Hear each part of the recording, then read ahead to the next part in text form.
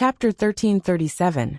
This was 100,000 mid-grade jade of astral souls. Oh my god. The fox wailed in its heart. If I sold it slowly, and didn't make it too obvious, nothing would have happened to me. But you bought it all in one go. Is 100,000 enough? Swordsmanship took out the last 10,000. It's enough, it's enough. The fox was about to cry. There's not much left in the ring. I'll just give it all to you. You don't have to tell me it's more than 1,000. I'll just take 1,000 to round it up. Swordsmanship directly emptied the ring, and took out about 300 to 400 mid-grade jade of astral souls. Then, he began to fill the empty space ring with three-tailed pheasants. The fragrant three-tailed pheasants, seasonings, and even an iron rack were all taken away. However, no demon would think that tycoon who liked to take advantage of small things. He had given them an extra 300 to 400 mid-grade jade of astral souls. What kind of small things could he not buy? Besides, he had bought so many at once. It was already unreasonable for him not to give him a discount. Yet he still took the extra jade of astral souls. If he continued to haggle over small things, it would be his fault no matter what. Well, it's enough. I'm leaving. Tycoon Huipao walked away, and waved his hand without leaving a trace. The six-tailed fox wanted to cry, but had no tears to shed. She hugged her ring that was filled with star soul jades excitedly. She could feel the malicious gazes around her that were like wolves and tigers. At once, her heart was filled with the realization that she was a fat sheep. Not far away, the young man stood at the corner of the street, and frowned as he looked at the back of the rich man, Huipao, who was casually throwing away money. Could it be a coincidence? When he came over and noticed this guy, he turned around and went to buy the three-tailed pheasants. Then, it caused a commotion. Now, he turned around and went to buy other food. Did this guy like to eat so much? Two foodies. This seemed a little strange. They were merely two returning profound realm tiger demons. Yet their bodies faintly emitted a kind of pure demonic aura that belonged to the demon race's royal family. Although it wasn't obvious, most of it was neutralized by the tiger clan's aura. Perhaps other races besides the royal family couldn't clearly distinguish between them. But this definitely didn't include him.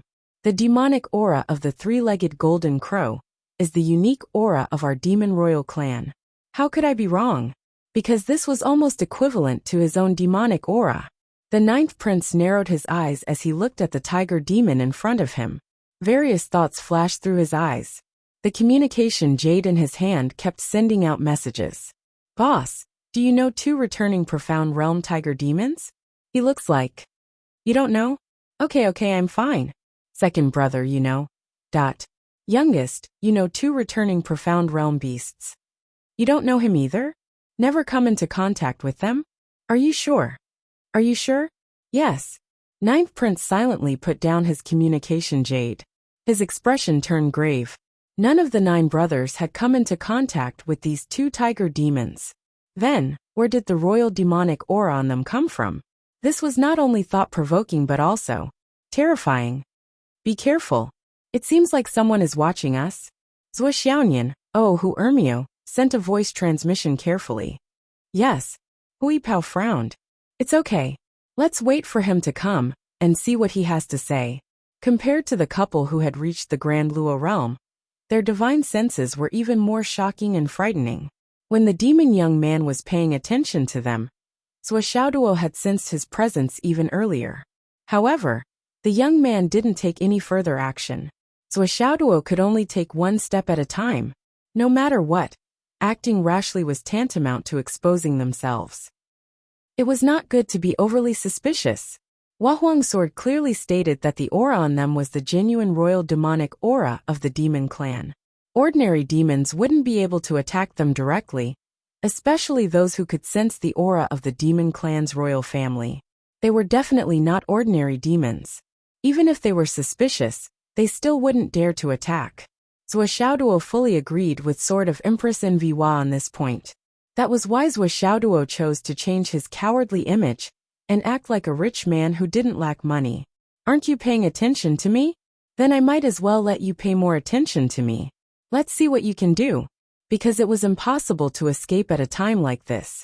On the contrary, it would cause the other party to react violently. As for whether the six-tailed demon fox would be treated as a fat sheep with such great wealth, that wasn't something Xiaoduo needed to consider.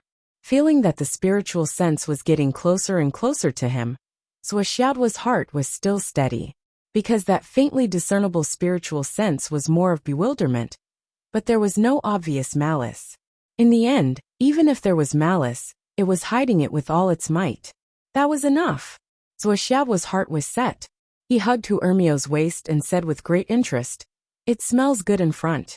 It seems to be your favorite iron cow." Hu Ermio lowered her eyebrows and smiled. "Then, let's go eat now." "Okay." The two of them rushed to the restaurant excitedly. This was already known as the most luxurious restaurant in Thunder Eagle City. In its core, it was merely a 3-story building built with wood. The wind was blowing on all 4 sides, and there were a few curtains hanging on it. If one had to use a nice word to describe it, it would be elegant, barely fitting the scenery. Xiaoduo casually ordered a few dishes and 2 pots of wine. They sat down by the window on the 3rd floor. The two of them held up their furry tiger heads and began to eat heartily. It had to be said that the taste of wild game in the demon clan was unexpectedly authentic. Not only was Xiaoduo beaming with joy, but Xiaonian was also greatly surprised. She didn't expect that the dishes cooked by the demon clan could be so delicious. The wine was also unexpectedly outstanding. The aftertaste lingered for a long time and didn't dissipate for a long time. However, when she saw that the owner of the restaurant was a golden-haired monkey with fiery eyes and red buttocks, she didn't feel so surprised that the demon clan's gourmet chefs were usually from 2 races. They were either the males of the fox clan or the entire monkey clan. As for the others, the only thing that could be mentioned was the bear paws made by the bear clan. They were slightly outstanding and stood out from the rest. The wine and dishes had just been served. The red-clothed young man walked upstairs slowly. He was handsome and elegant. Waving his folding fan, he walked over gracefully with a smile on his face. "Friends from the Tiger Clan, please." Xiaoduo raised his head and was a little wary. "You are?" The red-clothed young man smiled faintly and said, "I'm Yang Renjing. Seeing that the two of you are in love with each other, I can't help but feel envious. I want to make friends with the two of you. I wonder if Brother Tiger is willing to give me a chance to be your host?" Xiaoduo narrowed his eyes and said, "What if I say no? Then I'll naturally turn around and leave." Yang Renjing laughed and spoke in a carefree manner. The aura of a superior being inadvertently revealed from his body, as well as the aura of a heavenly noble who was rich in the 4 seas, made people feel admiration. "It's a good thing that someone is treating. I've never refused." Xiaoduo laughed and swayed his tiger head. "Brother Yang, please take a seat." Yang Renjing lifted the hem of his robe and sat down elegantly. He smiled amiably and said, "Brother Tiger, the dishes you ordered are really unique and very suitable for my taste. Today's meal is on me.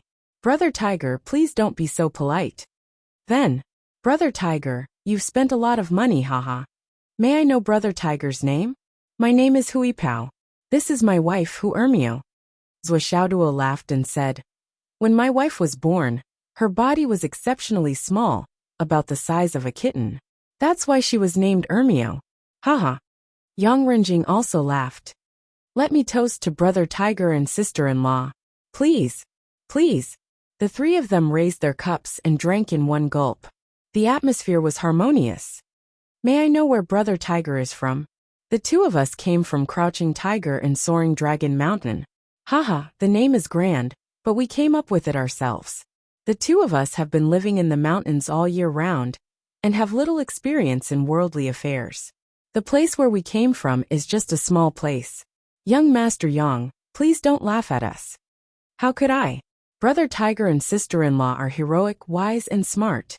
No matter where you come from, you're the best of the best."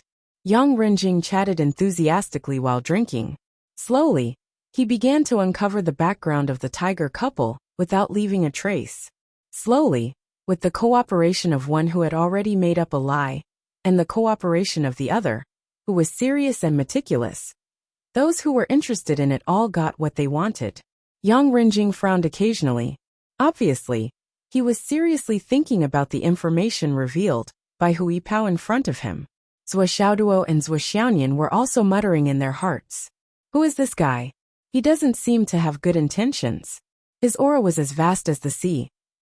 Although he might not be comparable to the two of them, but looking at the entire Star Spirit continent, other than the two of them, there didn't seem to be anyone who could compare to this fellow in front of them. Even Li Chenglong and Long Yuxing were slightly inferior, or perhaps even more. Where did such a terrifying guy come from? What's more, when Zhuo Xiaoduo carefully sensed his aura, his heart couldn't help but sink slightly. Did he meet the royal family of the demon race? The aura that this guy exudes is a little bit similar to Zhao's demon aura, that it can't be so coincidental. And I can't be so unlucky, right? Don't tell me that I just randomly met a demon emperor crown prince. What he didn't know was that this was not a casual conversation. If Zhuo Xiaoduo didn't have the golden crow's feathers and the aura that belonged to the demon king's bloodline, then even if he met Yang Renjing 1,000 times, Yang Renjing still wouldn't say a word to him. Sorry for asking. Yang Renjing smiled amiably, but with some doubt he said, there is an aura on brother Hu that I am very familiar with, but the origin of this aura is very strange. It should not have landed on brother Hu and his wife. It really makes me feel surprised and puzzled. Zhuo Xiaoduo widened his eyes and said in surprise, special aura? What special aura? Haha, brother Yang, you appeared in the appearance of a humanoid. I haven't asked. Which race are you from? Yang Renjing gave a deep smile. All of a sudden, a hazy halo of sunlight emerged above his head. In the halo, a golden crow of 3 races was flying. He said blandly, Brother Tiger, do you know where I come from now? Chapter 1338. Royal Family? Zhuo Xiaoduo was shocked. His face was sweating. But, His Highness the Crown Prince. As he spoke, he was about to salute. Hey, you and I hit it off at first sight. We're friends, but there's no such thing as a crown prince. Yang Renjing laughed and stopped Zhuo Xiaoduo from saluting. He said, I'm the 9th among my brothers. Brother Tiger, you can call me Little 9. I don't dare.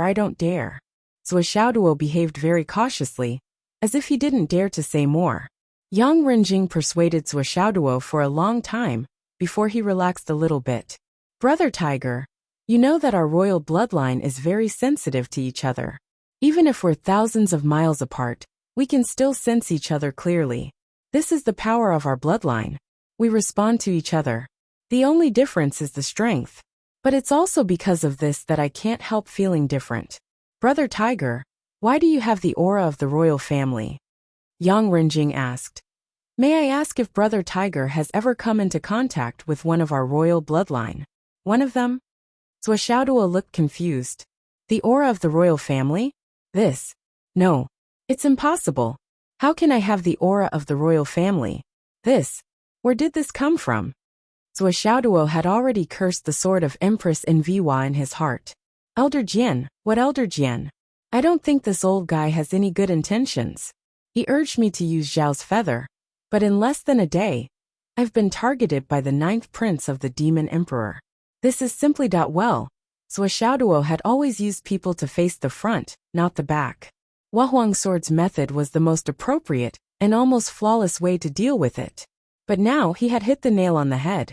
The only flaw was that he had met the person who could see through it. Everything could only be attributed to a coincidence. Am I really unlucky to be with Juyan? Yang Renjing smiled faintly and said with certainty, this aura is pure and pure. I can't be wrong. It's an aura that belongs to the Demon Emperor's bloodline. I can't be wrong. Zhuo Xiaoduo and his wife looked at each other in confusion. They didn't know what was going on, and their hearts were full of confusion. Or perhaps, Brother Tiger, you've met one of the members of our royal family? Yang Renjing moved closer. Moreover, he had been there for so long, so he was even more certain that this aura was exceptionally intimate. Although it was unfamiliar, it still felt familiar. It was probably from their bloodline that they felt close to each other. However, this was clearly not any of the members of the royal bloodline in his memories. Yang Renjing had already thought of all his brothers and sisters, and even the relatives of his imperial father and imperial mother, but he still felt nothing. But this result was even more strange. Could it be that there were still bloodlines of the royal family that he didn't know about? The more he thought about it, the more terrified he became. In a moment his imagination was running wild. Then an unprecedented thought came to his mind. Could it be that Imperial Father was hunting outside? Otherwise, how could such a pure aura be explained? One must know that the Demon Emperor's bloodline was the most sensitive. He had just shown the Golden Crow Dharma form. Logically speaking, the owner of this aura should have sensed it. If this aura belonged to someone of the royal family, they should have taken the initiative to contact him. But now, there was no movement at all. It was simply and Yang Renjing didn't dare to be rough at this moment.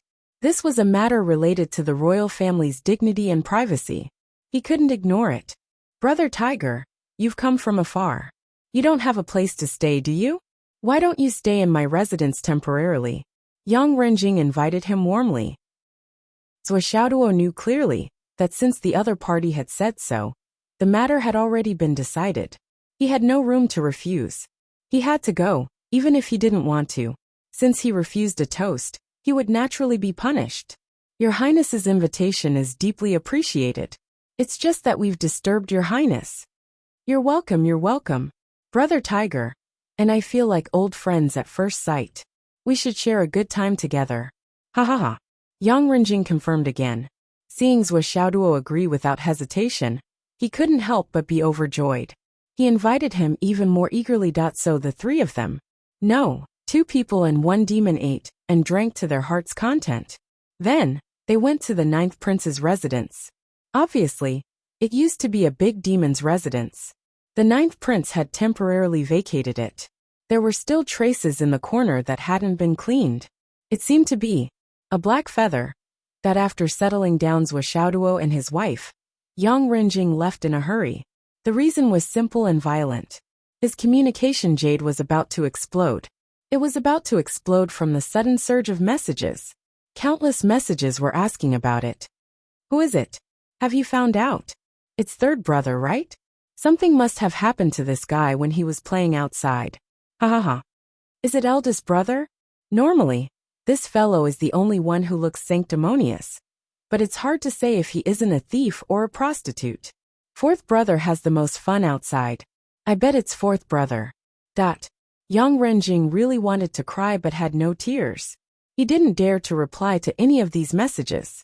What was going on? None of his brothers knew about it. He didn't dare to say it. Once it was spread out. Haha. If none of his brothers knew about it, who would? Wouldn't that be like pouring a bucket of shit on father's head? Even if Yang Renjing had 10,000 guts, he wouldn't dare to spread gossip about father. With a pale face, he rushed into the secret chamber. He immediately took out the communication jade to contact the Demon Emperor and sent the message over. Father, I have an urgent matter to report. The Demon Emperor replied after a few minutes. What's the matter? I found a demon aura with the royal bloodline in the Thunder Eagle City, but Yang Renjing told him the whole story. He was perturbed. His emotions were complicated and indescribable. The Demon Emperor was a little confused after hearing it. Bastard, are you suspecting that I did that outside? You seem to be sure? Emperor Jun was furious. If he wasn't there, he would have done it. I don't dare to say that. Yang Renjing was shocked. What I mean is it royal Uncle Donghuang's? That. But I don't dare to ask him. The Demon Emperor only pondered for a moment. Then his eyes flashed with the color of gossip. Once it didn't concern him, the gossip would be interesting. And what his son said made sense. There might be some mistakes in other things, but this royal bloodline couldn't be wrong. Since it wasn't him, then it must be his second brother. There was no need to think about it. There were only 3 three-legged golden crows in the world that could produce pure royal bloodline. 2 of them were his wife and himself. But it had nothing to do with him, that there was no doubt about the answer. It was him. Who would have thought that this kid could do such a big thing after so many years? You really couldn't judge a book by its cover. To think that he was so sanctimonious every day. Are you sure the bloodline is very pure? Yes. How did you confirm? Well, anyway, the children of big brother and second brother don't have such a pure aura. And such a pure royal aura can only be found in the children and brothers. That was right. The demon emperor was relieved. Okay, you handled it well. You did a good job. But don't spread it around. If you dare to ruin your uncle's reputation, I won't forgive you. The demon emperor warned. Yang Renjing immediately understood. Don't worry, father. I know. I will keep it a secret for father. Ahem ahem. The demon emperor frowned. Your laughter. Yang Renjing was taken aback. I have absolutely no doubts about what you mean, father. I really think that Uncle Dong Huang. Ha ha ha. The demon emperor smiled amiably. Old Nine, you've done well. Wait for my reward. The communication was cut off. Yang Renjing's face was pale, and his eyes were blank. Damn. Father seemed to have approved of his words. Why couldn't he hold it in at the last moment? Looks like he's in big trouble. That the demon emperor went to Dong Huang immediately.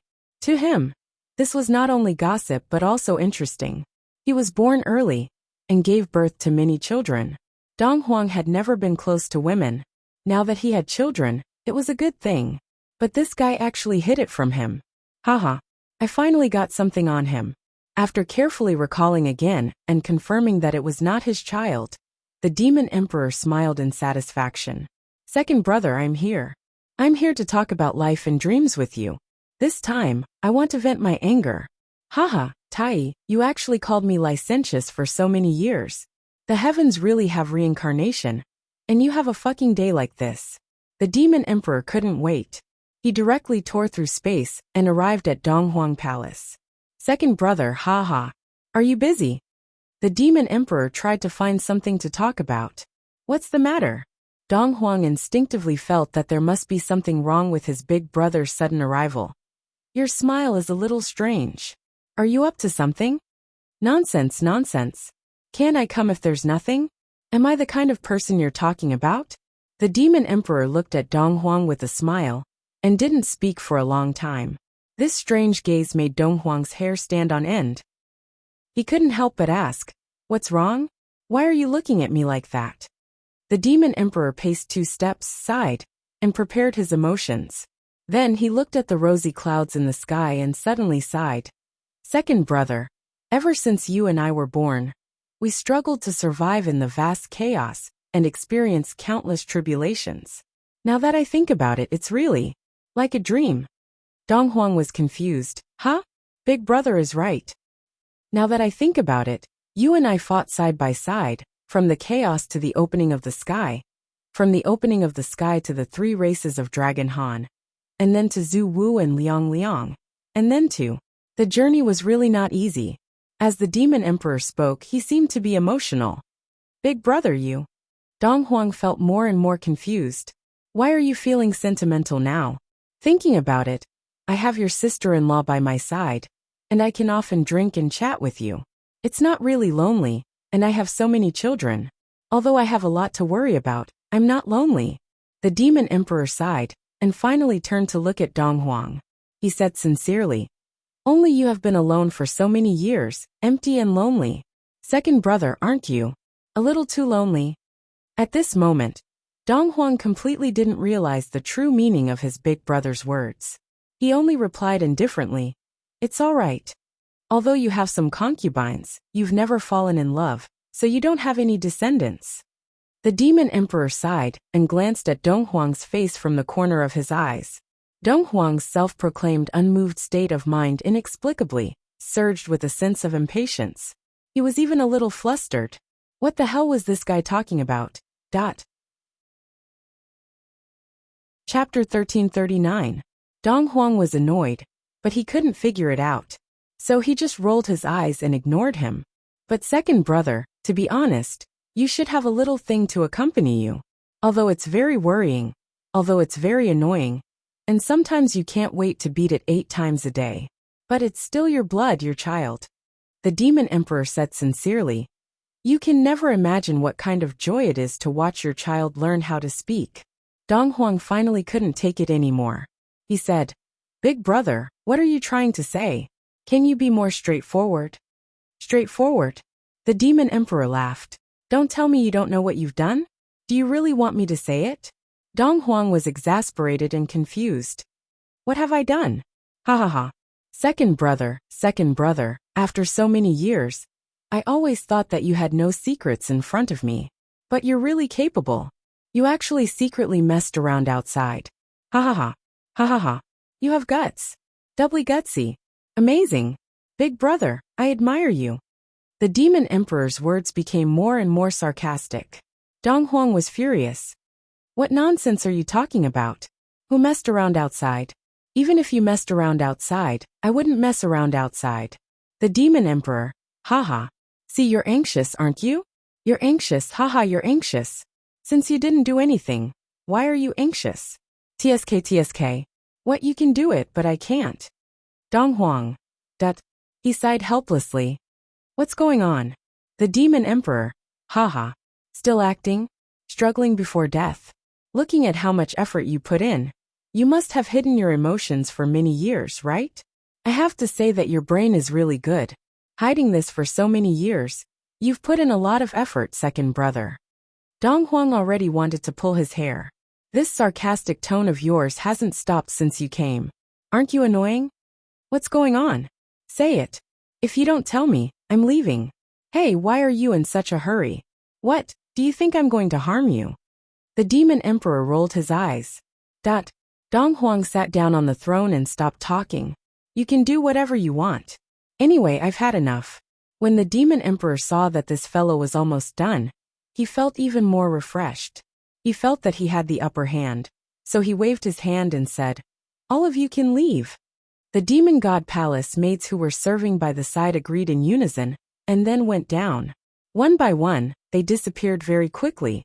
It was obvious that the demon emperor wanted to discuss a secret with His Majesty Dong Huang. Who would dare to listen? Did he want to die? Most likely, when these two emperors spoke in private, it was a huge secret, so huge that it was boundless. What is it? Dong Huang asked weakly. What is it? You've committed a crime. The demon emperor became more and more pleased with himself. It was hard to imagine that a dignified demon emperor would have such a vile face. I've committed a crime? Dong Huang frowned. Yes, you've committed a crime by showing mercy everywhere outside and leaving behind your bloodline. Your bloodline has already appeared, so it can't be hidden anymore. Ha ha ha. Second brother, you're really good. The demon emperor was very pleased with himself. My bloodline? I've shown mercy everywhere outside? Me? Dong Huang's eyes widened to the maximum. He pointed at his own nose and said, Are you sure you're talking about me? If not you, who else could it be? The demon emperor snorted. What nonsense are you talking about? Dong Huang was so angry that smoke was about to come out of his head. How is this possible? Impossible? How is it impossible? What's the matter with the sudden appearance of the royal bloodline? You and I both know that only you and I can pass down the bloodline of the three-legged golden crow.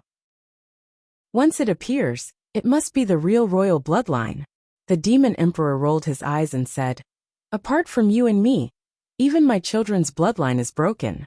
It's rare for them to have such pure bloodline, because in this world, there are no more three-legged golden crows like us. Now all my children are alive, but there's another pure royal bloodline aura that's different from theirs. Why do you think it's coming from? The demon emperor narrowed his eyes and moved closer to Dong Huang. He said with a smile, Second brother, other than the answer that it's your bloodline, what other explanation do you have? Dong Huang only felt that it was extremely ridiculous. He opened his eyes and said, Explanation, it's too easy to explain. I can confirm that it's not my bloodline, so it must be your bloodline. It must be that you went out to hunt for food and didn't protect yourself well. Now that you've caused this, you're afraid that your sister-in-law will know, so you've decided to blame it on me first. The more Dong Huang thought about it, the more he felt that his guess was right. He said with more certainty, Big brother, we're brothers.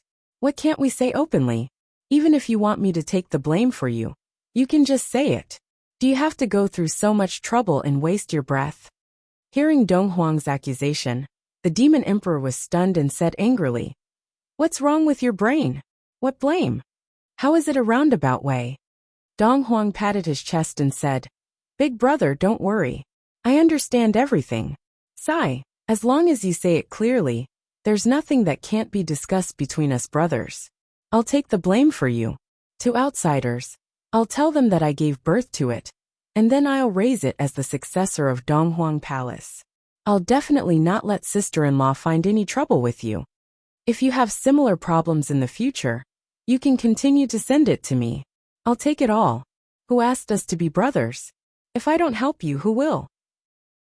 Donghuang patted the demon emperor's shoulder and said earnestly, but even if I help you take the blame, you have to tell the truth. It's not right for you to cover me up like this. You have to explain it clearly. Besides, it's not a big deal. It's not like I don't understand you. Back then, you were a playboy, and you didn't refuse anyone. You. Shut up. You shut up. The demon emperor's face turned purple. Do you know what nonsense you're talking about? I've already agreed to eat this damn cat. Why won't you let me have my fill? That's not mine. That's not mine either. What you did is what you did. So what if you admit it? Do you think I'm afraid of you rebelling? I can give the throne to you now. When have we ever cared about this? Bullshit.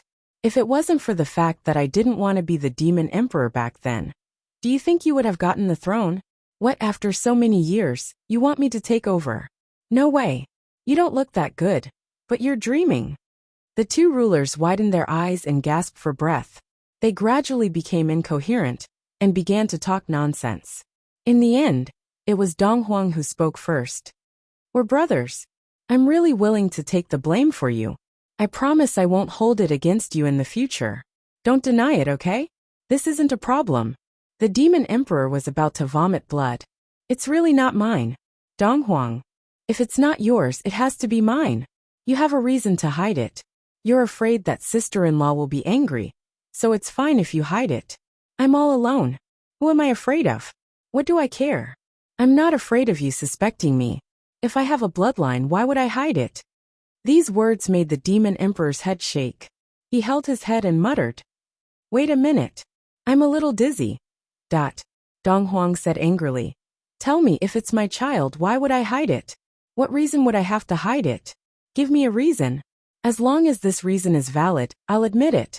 How about it? The demon emperor shook his head and took a few steps back to sit on the chair. He muttered, you mean it's really not yours?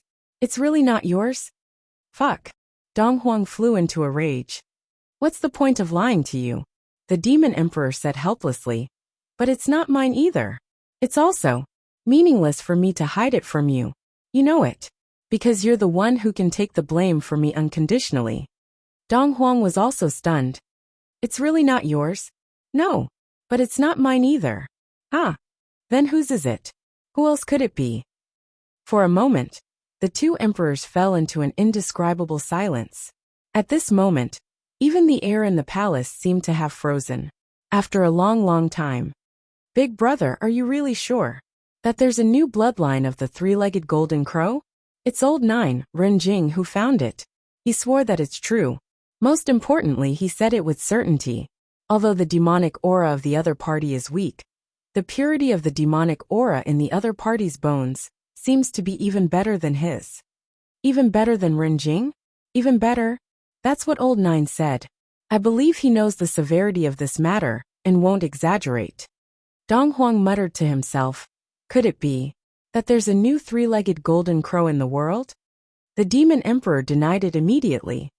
How's that possible? Even if the calamity starts again, it's not the rebirth of the world. With the beginning of the chaos, the world appeared, and the dawn that gave birth to all things no longer exists. How can another three-legged golden crow be born? Then where did it come from? Donghuang rolled his eyes. Could it have fallen from the sky? The demon emperor was also puzzled. Both of them were peerless mighty figures with great experience. Although they were not saints, in terms of combat strength and ability, they might not be inferior to saints. In fact, they were much more powerful than those who became saints through virtue. However, these two almighty beings were unable to come up with a solution when faced with the current problem. The two of them had tried to detect the secrets of the heavens, but now that it was the calamity, the secrets of the heavens were so complicated that they could not detect them at all. Even if the two emperors worked together, they still could not find any clues. This confusion of the secrets of the heavens is really annoying. The two emperors cursed together. After a long while, The Golden Crow's bloodline is not a small matter. It's related to the fate of the world. One of us must go and verify it personally, the demon emperor said with a sullen face. Chapter 1340. At this point, the relaxed and mocking feeling in Demon Emperor Dijun's heart had long since disappeared without a trace. He even vaguely felt that this was not a small matter, or it was closely related to the fate of the demon race. Dong Huang was silent for a moment and said, "Since there is a reason for this, let me go and take a look." Emperor Jun nodded in silence. "All right. I still have to suppress the fate here. If you and I both leave, the 8 Zuwu of the Wu people will break out, and the million-year plan will be in vain." "All right." Dong Huang hesitated for a moment and said, "Do you need me to leave the Bell of Chaos to help you suppress the fate?" Emperor Jun laughed. "Second brother, you underestimate me. Do you accept the beating or the punishment?" Dong Huang Tai smiled faintly. "It's okay to accept the beating or the punishment. It's more important to be safe." "No need." Emperor Jun waved his hand decisively and said, "Back then, you refined the innate yellow gourd into the immortal slaying flying dagger and gave it to the youngest brother to protect himself. You have already lost a lot of your strength. The Bell of Chaos is connected to your fate, so it can't leave you anymore. Even I can't do it. Now that the fate of heaven is in chaos, if you fall into the trap of those old bastards, without the Bell of Chaos, I'm afraid." Dong Huang said faintly, "If they want to scheme against me, they need to have some ability. As for the immortal slaying flying dagger, it was mainly because I was in a bad mood, so I gave it to the youngest brother. Even if it is still in my hands, I will not use it." Emperor Jun said, "The soul stabilizing wood, the soul of Dai, and the innate yellow gourd. It is a supreme killing weapon. How can it be a burden in your mouth? It is reasonable that you killed Dai when the Lich and Demon race were enemies. Why can't you kill your enemy? After so many years, you should have seen through it. There is no need to take it to heart." With his hands behind his back, Dong Huang slowly walked to the window and looked at the Fusang divine tree that covered the sky. His gaze was distant as he said slowly, "There's nothing wrong with killing him. Since we're enemies of life and death, it's natural for us to fight to the death. Since he's not as strong as me, it's only natural that he dies in my hands. When I killed Dai, I showed no mercy. When I refined Dai's soul, I did not feel guilty at all. Until now, my original heart has not wavered. But the friendship that we used to be friends will not be erased because of the enmity between the two races." Although he never mentioned the friendship of the past, and I never thought about the past. Those things existed in my life after all. Back then, the demon race was a big tree that attracted the wind. They provoked many enemies and were in danger. Faced with the covetous eyes of the Western religious sect, the heaven-fighting power of the 12 Zuwu, the schemes of the 3 Pure Ones, and the secret covetous eyes of the Dragon, Phoenix, and Qilin races, they could come back at any time.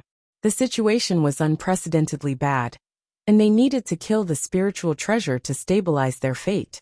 I refined Dai's soul, which is what I should do as the Demon Emperor. If I still want to kill. Dong Huang shook his head and smiled bitterly. "I can't pass my own test. The most difficult test for living creatures in the world is their own heart." His eyes were bleak and distant, and he said softly, "Do you know why I was stuck at the peak of Sage to be for so long? It's because I know that even if I travel hundreds of millions of miles at the peak of Sage to be, I still can't really become a saint, because I can't be emotionless." Emperor Jun walked to his side and looked at the Fusang divine tree with him. He sneered and said disdainfully, "Is it so good to be the emotionless saint? Saints are not necessarily emotionless. It's just that the Great Way is emotionless." Dong Huang Tai said, "For example, Her Majesty Empress Enviwa is not emotionless. Sect Master Tong Tian is even more emotional. It's just that their Tao is not my Tao." Emperor Jun revealed a gentle smile and said, "Do you know where our ties lie?" Dong Huang Tai smiled and shook his head without saying anything. Emperor Jun smiled and said, "The only thing that binds us is that we are the emperor of the demon tribe." After a while he said, "If we let go of our bond, it's not a lie that we can become saints immediately. Dong Huangtai smiled brightly. He turned his head and asked, "Can you let it go?" The two brothers looked at each other and laughed at the same time. The two brothers were very clear about what a bond was. The demon emperor, the monarch of the demon race, was their burden. If they let go of this bond, they could become saints immediately. But if they let go of this bond, they would lose the two demon emperors to suppress the world. The current demon race would immediately fall apart and gradually become the food, slaves, and mounts of other races. Could they let go? Yes. Could they let go? They couldn't. They both knew and understood everything in their hearts, but they couldn't let go. This was their obsession, and it would never change until death. Brother, take care. I'm leaving. Dong Huangtai laughed and stepped out, turning into a stream of light. Demon Emperor Jun stood in front of the window, thinking and looking at the Fusang divine tree. The expression in his eyes changed. After a long time, he asked himself softly, "Can I let go?" Then he shook his head and smiled bitterly. "I'm attached to this supreme position? Ha ha ha." Amidst his laughter, the demon emperor's body turned into a ball of great sun true fire and disappeared. The so-called supreme position was really just a joke. With the cultivation of Dijun and the Tai brothers, even if they were not demon emperors, they would be supreme wherever they went. What was the difference between having and not having the throne? The only thing he couldn't let go of was the word demon. What could he do? In the Demon Emperor Hall, Empress Shi was looking at the information from various places, frowning slightly. The so-called imperial harem could not interfere in politics, did not exist in the Demon Emperor's heavenly court. The Demon Empress had the same authority as the Demon Emperor in the heavenly court. Sometimes, she even had more say than the Demon Emperor, because there were a total of 3 three-legged golden crows in the chaos world. 2 males and 1 female. Even Dong Huangtai would sometimes act unconvinced and indignant towards the Demon Emperor Dijun. He would even shout and draw his sword. In serious cases, he would even dare to fight, but for the Demon Empress Shi, he could only be careful, smile, and bow to her. Even so, he was sometimes beaten up by the Demon Empress. It couldn't be helped. She was not only his sister-in-law, but also his elder sister. Of course, it was very rare for Dong Huang to be taught a lesson like this. It was so rare that it could be counted with one's fingers. After all, the two of them had high status. It looks like we've become the target of public criticism upon our return. She and the Demon Empress' elegant faces revealed a hint of worry. There are indeed signs of many sides ready to make a move, but our demon race has many soldiers and generals. As long as we deal with it carefully, it should be fine. Haha. The Demon Empress smiled faintly, as if she did not care. But her heart was exceptionally heavy. It was an indisputable fact that the demon clan was a big tree that attracted the wind. But it was precisely because of this that all the clans knew that the demon clan was the strongest. This time, after all the clans had returned, everyone seemed to be biding their time on the surface. But in reality, they had all focused their attention on the demon clan continent. It had only been a few days since they returned, but who knew how many secret plans had been set up? Now the entire demon continent seemed to be peaceful, and had the advantage in the war against the demon continent. But who did not know that the demon race was at the mouth of a volcano, and could be targeted by all the races at any time? If they had a choice, the demon continent would prefer to return alone like the demon continent. As long as they put in a lot of effort to pacify the 3 continents in the shortest time possible, and turn the 3 continents into the demon race's backyard. The demon race would not be afraid, even if all the races returned and targeted them together. But now they had returned together. Even the 2 demon emperors found it extremely difficult to deal with such an outcome, and they were unable to do anything about it. They really did not expect that their original wish to return to their ancestral land would become the target of public criticism. What could they do? Where did His Majesty go? The Demon Empress asked. His Majesty did not say. Humph. The Demon Empress snorted and said, "He is becoming more and more unrestrained. What time is it now? Fresh flowers are being cooked in the fire. And he still has the mood to go out for a stroll and return to his ancestral land? Is this what a demon emperor should do?" The guards and palace mates all kept quiet out of fear. The demon emperor had just returned. When he heard this, he did not dare to enter and hid outside. He wanted to sneak into the imperial study and hide for a few days. At this moment, there was a violent sound of air being torn apart outside. Report. The White Tiger Sage of the West sent a message. The Shangliu Grand Sage was attacked by the Western sect and refused to be converted. He is severely injured and is now on the run. No one knows if he is dead or alive. The Western sect. She has eyes sharpened. Just as she was about to speak, the demon emperor's figure suddenly appeared, his face solemn. Calm down. Then he asked, do you know who attacked him? One of them is the Golden Rock Sage, leading 5 Western sages. Shiha and Emperor Jun looked at each other and felt that this was not normal. Emperor Jun pondered for a moment and said, let the Red Sparrow go and take a look. Shiha frowned and said, the Red Sparrow alone is no match for the Golden Rock. I know. The Monster King's eyes flashed and he said, but among all the generals of the Monster Clan, only Rosefinch is faster than the Rock except the Monster Master. If necessary, let Rosefinch and White Tiger take Xianglu to Xuanwu. Even if you die, you have to hold on for a month. The Demon Emperor's expression was cold. What do you mean by a month? I suspect that the Western sect is trying to lure me away. They want to take advantage of my absence to attack, the Demon Emperor muttered. As long as Zuwu does not appear, they will not be able to do anything to the foundation of the demon race. Don't be blindly optimistic. How can they not know what we know? This is no longer a secret. The Demon Empress took a deep breath and said, there are many experts in the Western sect. The 3 pure ones are silent. The fiend ancestor Rahu saw countless demons die, but he still endured and did not attack. I suspect that the ultimate goal of all the current events is the destruction of the demon race. As long as any party attacks, the rest will wait for an opportunity to attack until they die.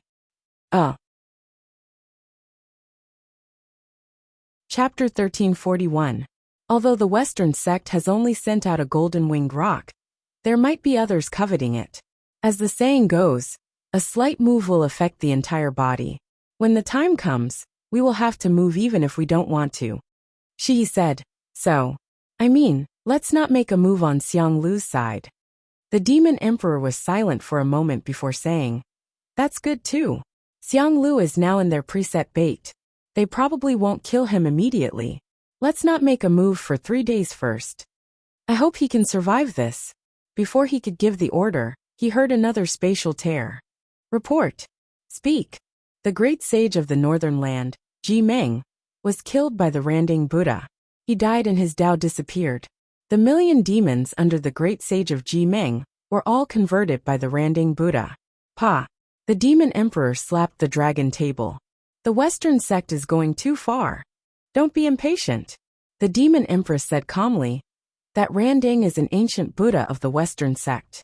He has a respected status. If he attacked, I'm afraid he wouldn't just do that. Report. There was another sound of space being torn apart.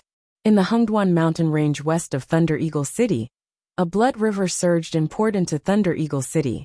The Azura race has made a large move. The Demon Master is fighting the Patriarch of the Nether River. For the time being, there is no victor.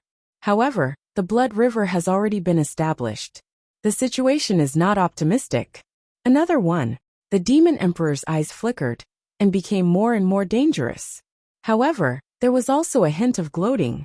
Ignoring the other places, the Underworld River in Thunder Eagle City was definitely in big trouble. Because Donghuang Tai had just gone over. According to the time, he should be there now. Why don't we always say that luck is also a part of strength? This time, Mingi's luck is very bad.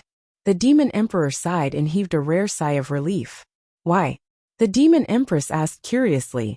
Because of a karma, Tai went to Thunder Eagle City. According to the time, it was when Mingi and Kuan Peng just started fighting. Mingi fought Kuan Peng and Tai at the same time. It's not surprising that he was eliminated early in this calamity. The Demon Emperor sneered. Fate, it really is fate. The Demon Empress' expression also relaxed. What a coincidence. Why did second brother think of running to such a remote place at this time? There's a reason for this, and it's really a lucky hit. Ren Jing said he found it over there. When Monster Emperor Jun spoke of this matter, even he himself felt that it was a matter of fate. It just so happened that strange news came from the other side. The key to this must be a special case, involving one of the three of them. Then Tai went over, and there came the news that the Sticks had launched a large-scale attack. It had to be said that all of this was too coincidental, that even if they had discussed it in advance, it would have been difficult to reach such a seamless state. Royal bloodline? Demon Empress Shiha muttered to herself, and couldn't help but frown. Her thoughts instantly wandered to another direction. Why would a new royal bloodline appear? Little Nine spoke of the purest royal bloodline. Could Little Nine have sensed wrongly? What kind of big matter is this? Little Nine has always been steady. If he didn't have full confidence, why would he send the news back so hastily? Your Majesty, how could you forget that the so-called purest royal bloodline is actually the purest three-legged golden crow bloodline? Even if you or second brother fooled around outside and left behind a pearl in the sea, it would still be difficult to have the purest golden crow bloodline. Only our direct descendants can have the purest golden crow bloodline. A glimmer of hope suddenly flashed in Demon Empress Shiha's eyes. Your Majesty, do you think that Little Seven has returned? The Demon Emperor sighed and reached out to pull his wife into his arms. He said in a low voice, "Of course I want Little Seven to return, but Little Seven has been dead for hundreds of thousands of years. All these years, you and I have searched high and low, but we haven't even found a trace of his scattered soul. I know what you're thinking, but I'm afraid that's impossible." The Demon Empress closed her eyes and forced a smile. I always feel that no news is good news. I'm not willing to let go of that little bit of hope. Today's matter is strange, so I said it casually, causing your Majesty and me to worry again. Sigh. The husband and wife snuggled up to each other. Although the Demon Empress appeared to have calmed down, how could the Demon Emperor not know his wife's situation? As strong as she was, it was rare for her to be so weak in his arms. Now it proved that his wife's heart still hadn't let go. It's been so many years. If you can let go, then let go, the Demon Emperor said softly. If it was someone else, I'm afraid they would have already let go or forgotten. The Demon Empress said indifferently, but a mother will never forget her own son. How can she let go if she doesn't close her eyes in peace? A cold light flashed in her phoenix eyes. I still can't forget about Little Seven's past. There's something fishy about it. Little Seven has always been obedient. Why would he enter the Chaos Realm so rashly? He must have encountered some unforeseen circumstances and was forced to enter. What was the scheme behind it? Taking a step back, Her Majesty Empress Enviwa had already predicted that Little Seven would have a predestined fate. She specially bestowed the Wahuang sword to protect Little Seven. Even if something happened to him, the Wahuang sword could send a message back. However, even the psychic Wahuang sword didn't send any message back. The Wahuang sword is a psychic divine item that accompanied Her Majesty Empress Enviwa to mend the heavens. Its providence is even higher than Little Seven's, and it's not something that ordinary people can suppress. Except for a few saints, who can suppress such a monstrous providence. The case back then was full of doubts. It was because it was difficult to conclude the case that I had this hope. If Little Seven really died, how can you and I as parents not seek justice for our son? The Demon Emperor sighed and said, "We must seek justice for them. Second brother and I have discussed this matter countless times. Don't worry, the heavenly Tao will reincarnate. When the time comes to settle the score, no one will be able to escape." A cold light flickered in the Demon Empress' eyes. He concealed the heavenly secrets with one hand, and confused the three of us with the other. He set up such a monstrous trap just to kill Little Seven? The backup plan must be related to the demon court. I just don't know why he stopped halfway. Just as they were talking, report. There was another sound. The Demon Emperor frowned and could not suppress his anger. What is it? In the place where our race and the demon race are fighting, the demon race has counterattacked. Not only did the evil dragon and dark phoenix appear to help, but the god-slaying spear also entered the battle and started a massacre. The Demon Emperor was stunned when he heard that. Now that even the demon race had begun to counterattack, Wouldn't the demon race be surrounded by enemies from all sides? Orders 1, 2, 3, 4, 5. The 5 princes will lead the demon gods to battle. Once Luoho appears, the entire army will retreat and lure Luoho into the demon court. Yes, the demon emperor had already lost his composure. He was flustered and exasperated. He grabbed the void with one hand, and an ancient sword appeared in his hand. Killing intent flowed all over his body, as if it was about to soar into the sky and fill the world. Obviously, after receiving repeated reports, this demon race emperor, who had always been calm, could no longer suppress his violent emotions. He wanted to go on a killing spree to vent the frustration in his heart. After wandering in the starry sky of the outer domain for so many years, he had just returned and encountered such a thing. How could he endure it? Am I a soft persimmon that can be picked out and pinched by anyone who isn't a human or not? What a bastard! Just as he was infuriated, he felt a warmth in his hand. It was the demon empress' small hand that was holding his large hand, and her other small hand gently took the sword in his hand.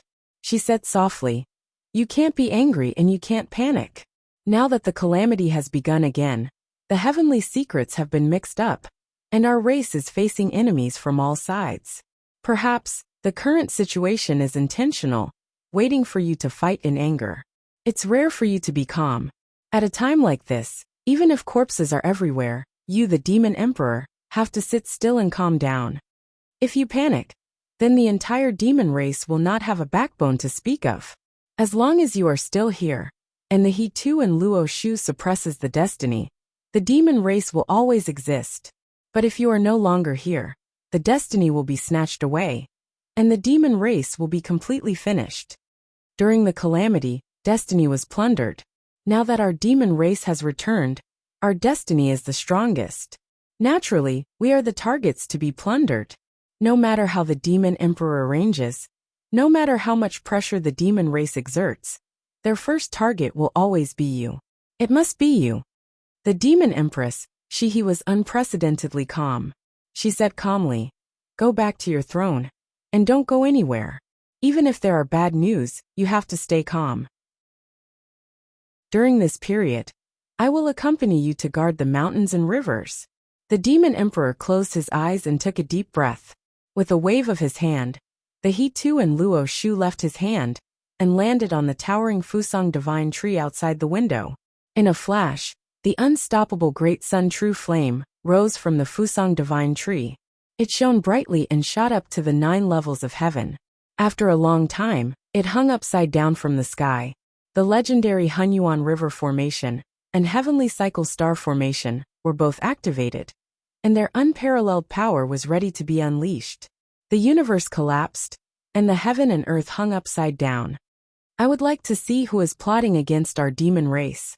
At the same time, Thunder Eagle City, Zhua Xiaoduo and Zhua Xiaonian were chatting with Yang Renjing's guard. As the saying goes, know thyself and know thy enemy, and you will never be defeated. Previously, Yang Renjing had tried to find out about the origins of Zhua Xiaoduo and his wife. Now, it was Zhua Xiaoduo's turn to find out about the upper echelons of the demon race from the people around Yang Renjing.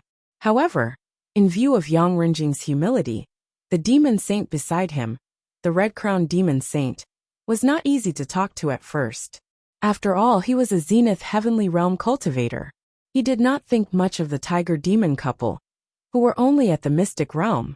However, the red-crowned demon sage remembered that these 2 demons were the crown prince's guests, and Zhua Xiaoduo had thrown away his face to receive them, so he finally gave them some face. Then he learned that these 2 loved to listen to old stories, so the great demon simply opened his mouth and boasted a good deal. Although he said that he was boasting, he was actually not talking nonsense. This was because an old fellow like him had experienced too many things. He casually talked about ancient secrets and mysterious legends. Chapter 1342. It should be because very few people were willing to listen to their stories. Therefore, although the Red Summit Demon Sage was unwilling and impatient at the beginning, he didn't know where to start. Many memories were fermenting in his heart. Since it was rare for someone to be willing to listen, he might as well tell them to his heart's content, that the Red Summit Demon Sage's stories were mostly self-centered bragging. Most of them were exaggerated. However, in the process of his narration, he mentioned many names, deeds of many great demons, weapons, and cultivation bases. Everything he said was true and not without reason. Zhuo Xiaoduo and Zhuo Xiaoyan tried their best to remember, trying to find something useful from these clues. Zhuo Xiaoduo sighed that Li Qinglong wasn't here. He was an expert in organizing information and gathering. He could achieve twice the result with half the effort. He and Zhuo Xiaoyan could only bury their heads in memory. They didn't gain much. This Black Cloud's great deity is so powerful? He can actually. Shouldn't this black tortoise saint be rather clumsy? He can actually move as if he's flying, traveling thousands of miles in an instant. Cough cough. I misunderstood. Aren't there 365 demon gods under the demon emperor? What did you say just now? Oh, I'm ignorant. I only heard about it from others. Lord Red Summit is indeed awesome. Wow, you can even do that. Although Zhuo Xiaoduo took the opportunity to ask a variety of questions, they weren't disgusting. Especially the timing of the questions, they were all perfect. It greatly encouraged the Red Summit Demon Sage to talk. The more the Red Summit Demon Sage talked, the more excited he became. For a moment he recalled the past. Now that he recalled it, he couldn't help but feel a sense of melancholy and the indifference of a bystander. However, the blood in his heart was surging more and more as he talked. Back then, we 48 demon gods laid down the incomplete demon god formation to fight against the Dipankara Buddha of the Western sect. That battle was so dangerous that, when we were unprepared, the Dipankara Buddha suddenly appeared in front of us. 36 sea-suppressing pearls instantly turned into 36 seas and fell from the sky. It was so vast that the land was. The demon sage's voice was distant as he spoke of the most dangerous battle of his life. Zhuo Xiaoduo and Zhuo Xiaoyan listened attentively. At this moment, Red Top Demon Sage was stunned for a moment and didn't finish his words. Zhuo Xiaoduo and Zhuo Xiaoyan also faintly felt that the ground beneath their feet was shaking strangely. It felt like waves on a calm lake. However, how could the thick earth give off the feeling of slight undulations?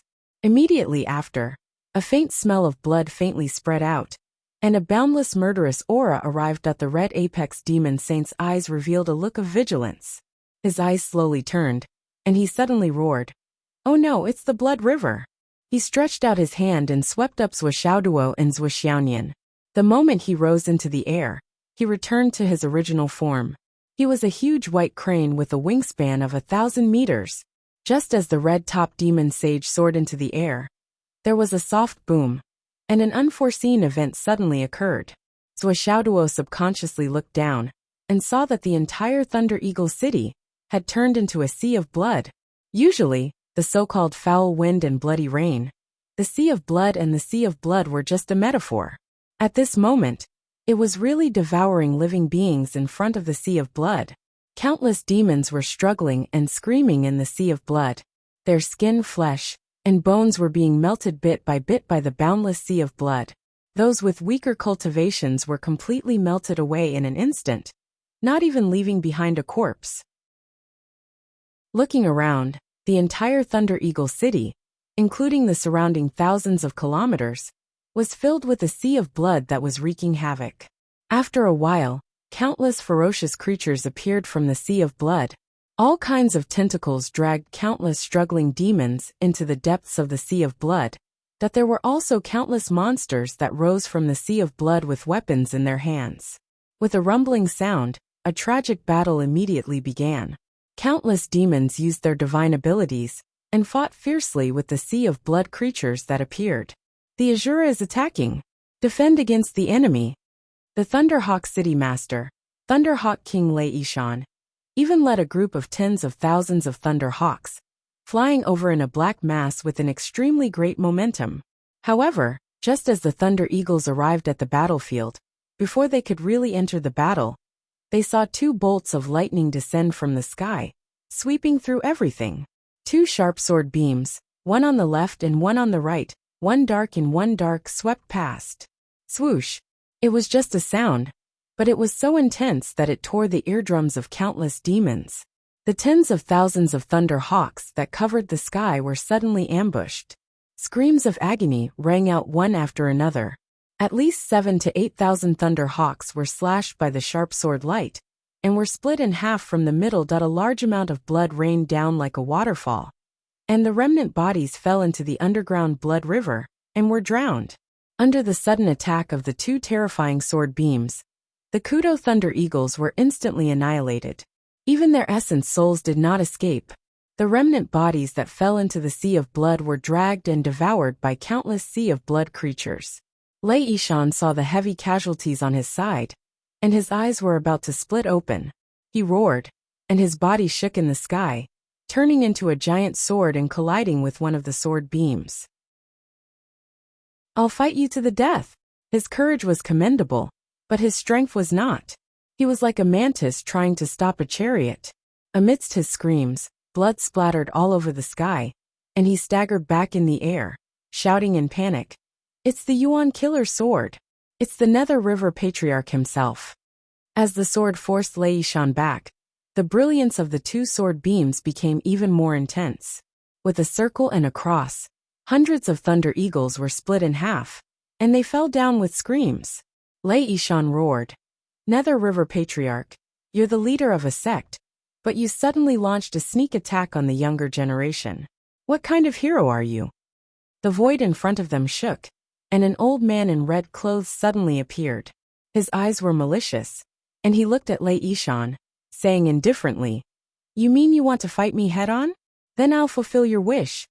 Lei Yishan screamed and retreated like lightning. Just now, he had almost died on the spot. Lei Yishan did not dare to act rashly. The other party waved his hand, and the two long swords seemed to be completely unrestricted by time and space. With a swoosh, the moment the sword light flashed, it had already pierced through Lei Yishan's chest. Everything seemed to be so logical, so natural and smooth. A scream rang out. Lei Yishan was seriously injured again. He tried his best to retreat, and his mind was almost in chaos. His remaining consciousness told him that the two swords had the effect of damaging the soul, and one of the swords had penetrated his monster core. He could only complain in his heart. "I knew that encountering Juyan was not a good thing. Now sure enough, I'm going to die." Just as Lei Yishan was in imminent danger, and his life was hanging by a thread. "I'm here, Nether River, don't be presumptuous." In midair, a huge sun suddenly rose up and attacked the red-robed old man fiercely. The one who attacked was the ninth prince, Ren Jing. The surrounding temperature suddenly rose wildly with the ninth prince's attack. Even the blood sea below was evaporated into a blood-red mist that rose into the sky like billowing smoke. In the blazing sun in the sky, an extremely handsome three-legged golden crow strode with its head held high. Its two eyes looked coldly at the Nether River old ancestor in the distant sky. Following that, there were countless golden rays of the blazing sun flying wildly, constantly colliding with the two swords. Yang Renjing's grand blazing sun kept retreating with the crazy collision.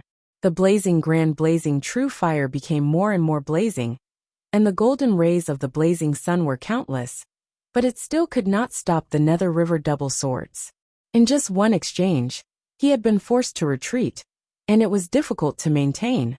Further away, thunder rumbled in the sky again, and a Kuanping appeared with a world-shaking posture. Its eyes were like thunder and lightning, as it stared at a certain direction in the eastern sky. It shouted, "Nether River, I'm here." Before its voice died away, it also rushed over. All the waves of the blood river along the way disappeared the moment the Kuanping flew past. It was like a whale swallowing the sea. It was the unique ability of the Kuanping demon master. As long as he swallowed any Dharma treasure in the world, it could be turned into his own combat power. It was even more powerful than the Tao Tai's innate ability of swallowing the world. The Kuanping demon master never boasted about any Dharma treasure, because it itself was the biggest and strongest Dharma treasure. As long as he had the chance and time, he could even swallow Khanate spiritual treasures. The Nether River old ancestor raised his sword and sent the ninth prince, Yang Renjing, flying thousands of miles away. The other sword slashed the red-topped demon sage, who rushed over to help, until he was drenched in blood and instantly retreated hundreds of miles. Under Wuxia's shocked gaze, the nether river laughed wildly. Suddenly, a red gourd appeared in the sky. He turned upside down in the sky and formed the mouth of the gourd, facing the demons, and shouted, "Souls, return!" With a buzzing sound, more than 1,000,000 demonic souls instantly soared into the sky above the blood sea and converged into a long river. No matter how they struggled or howled, it was useless. They all surged into the gourd. The sky suddenly darkened. Countless demons were suddenly dumbfounded when the suction force of the gourd appeared. Starting from the weakest ones, their souls were scattered, and their bodies fell into the blood river. "Fourth brother!" A childish voice came from nowhere, but the red gourd that was swallowing everything suddenly trembled and stopped swallowing. The nether river old ancestor's eyes almost popped out. "What's wrong with you? Why did he suddenly freeze up all of a sudden?" Whoosh!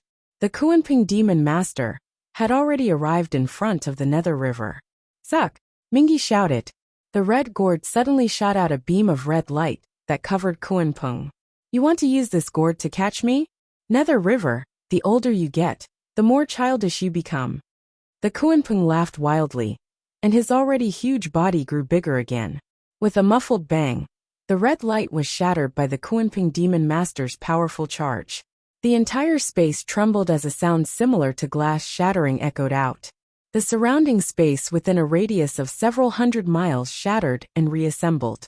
The Kunpeng waved his hand, and a long spear appeared in his hand. He came to the front of the Kunpeng at lightning speed and thrust his spear. Clang! The Kunping demon master held a sword in each hand and closed the door with a cross-shaped flower. He had already blocked the Kunping's spear, and two beams of sword light counterattacked like a volcanic eruption, killing Yuan and Avicii, breaking life and eliminating sin, not tainting karma, not falling calamity.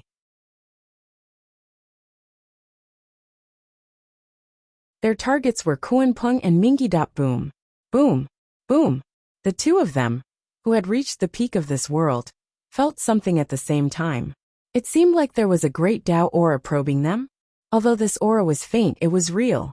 Especially the subtle feeling of being unable to resist, it was too real. At this moment, the two powerhouses were both shocked. Something was wrong. Something was wrong. Something was very wrong. Boom. The two of them retreated to the left and right respectively. Their faces were filled with fear. The Kunpeng's left palm, and Mingi's Yuan slaughtering sword, had created a sealed independent world space at the same time. The two of them, who were mortal enemies, didn't even need to say a word. They were still fighting to the death a second ago, and in the next second, they had reached an agreement to cooperate sincerely. In the blink of an eye, the two of them were able to create a separate world with their peak cultivation. Just this move alone was equivalent to the creation of a world, the creation of the next miniature world. Although this process couldn't last for too long, and could only last for a few seconds at most, it was only during these few seconds that this independent world truly existed, and couldn't be faked at all.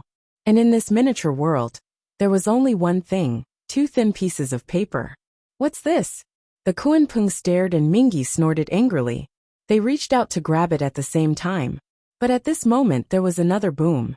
The two heavenly secret orders suddenly exploded and turned into nothingness.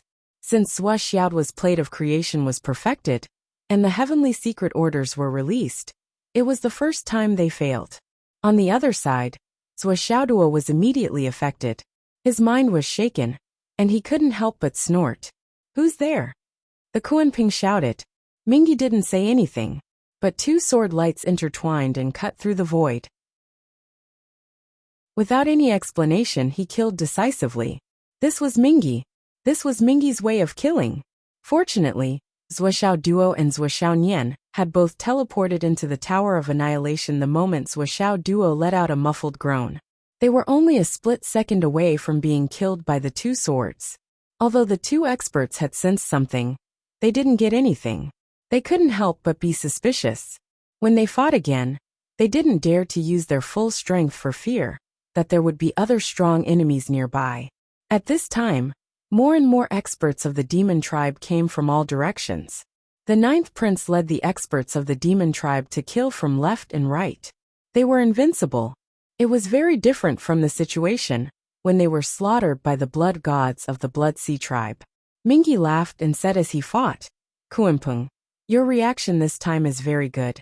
You were obviously attacked by the ancestor, but you were still shocked but not panicked. You seemed to be calm in the face of danger and actively responded. Could it be that you were prepared in advance? Now that the mysteries of heaven were in chaos, no one could predict the sudden crisis. The ancestor Mingi was really curious at this time.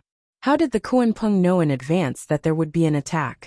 He stopped him almost immediately. If the ancestor Mingi launched an attack, the Blood Sea would continue to expand, and the situation would be different. That alone was enough for the Nether River Patriarch to praise him for being awesome. The Kuanpeng snorted. His eyes flickered, and he said lightly, there is a reason for this. It's okay to tell you. It's just because Zhuyan is here. Zhuyan? The ancestor Mingi was stunned. Are you serious? The Kuanpeng nodded slowly.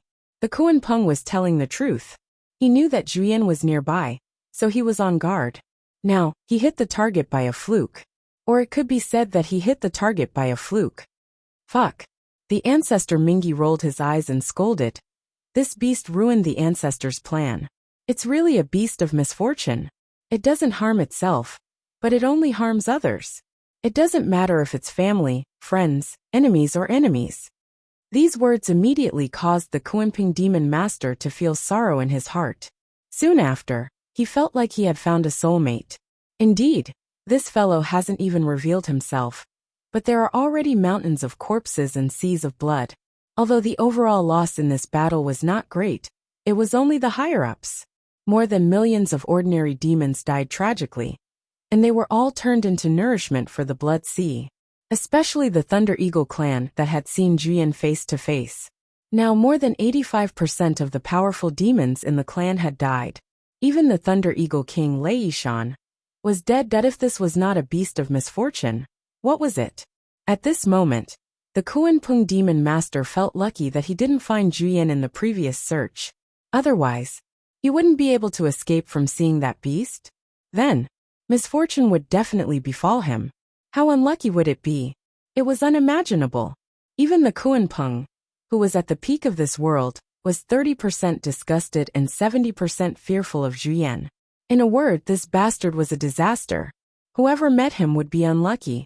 He didn't differentiate between friend and foe. He was the enemy of the entire country. The Kuanpeng didn't know that the Nether River Patriarch was even more fearful of Zhuyan than he was. Not only had he seen Zhuyan before, but he had also been unlucky after meeting Zhuyan.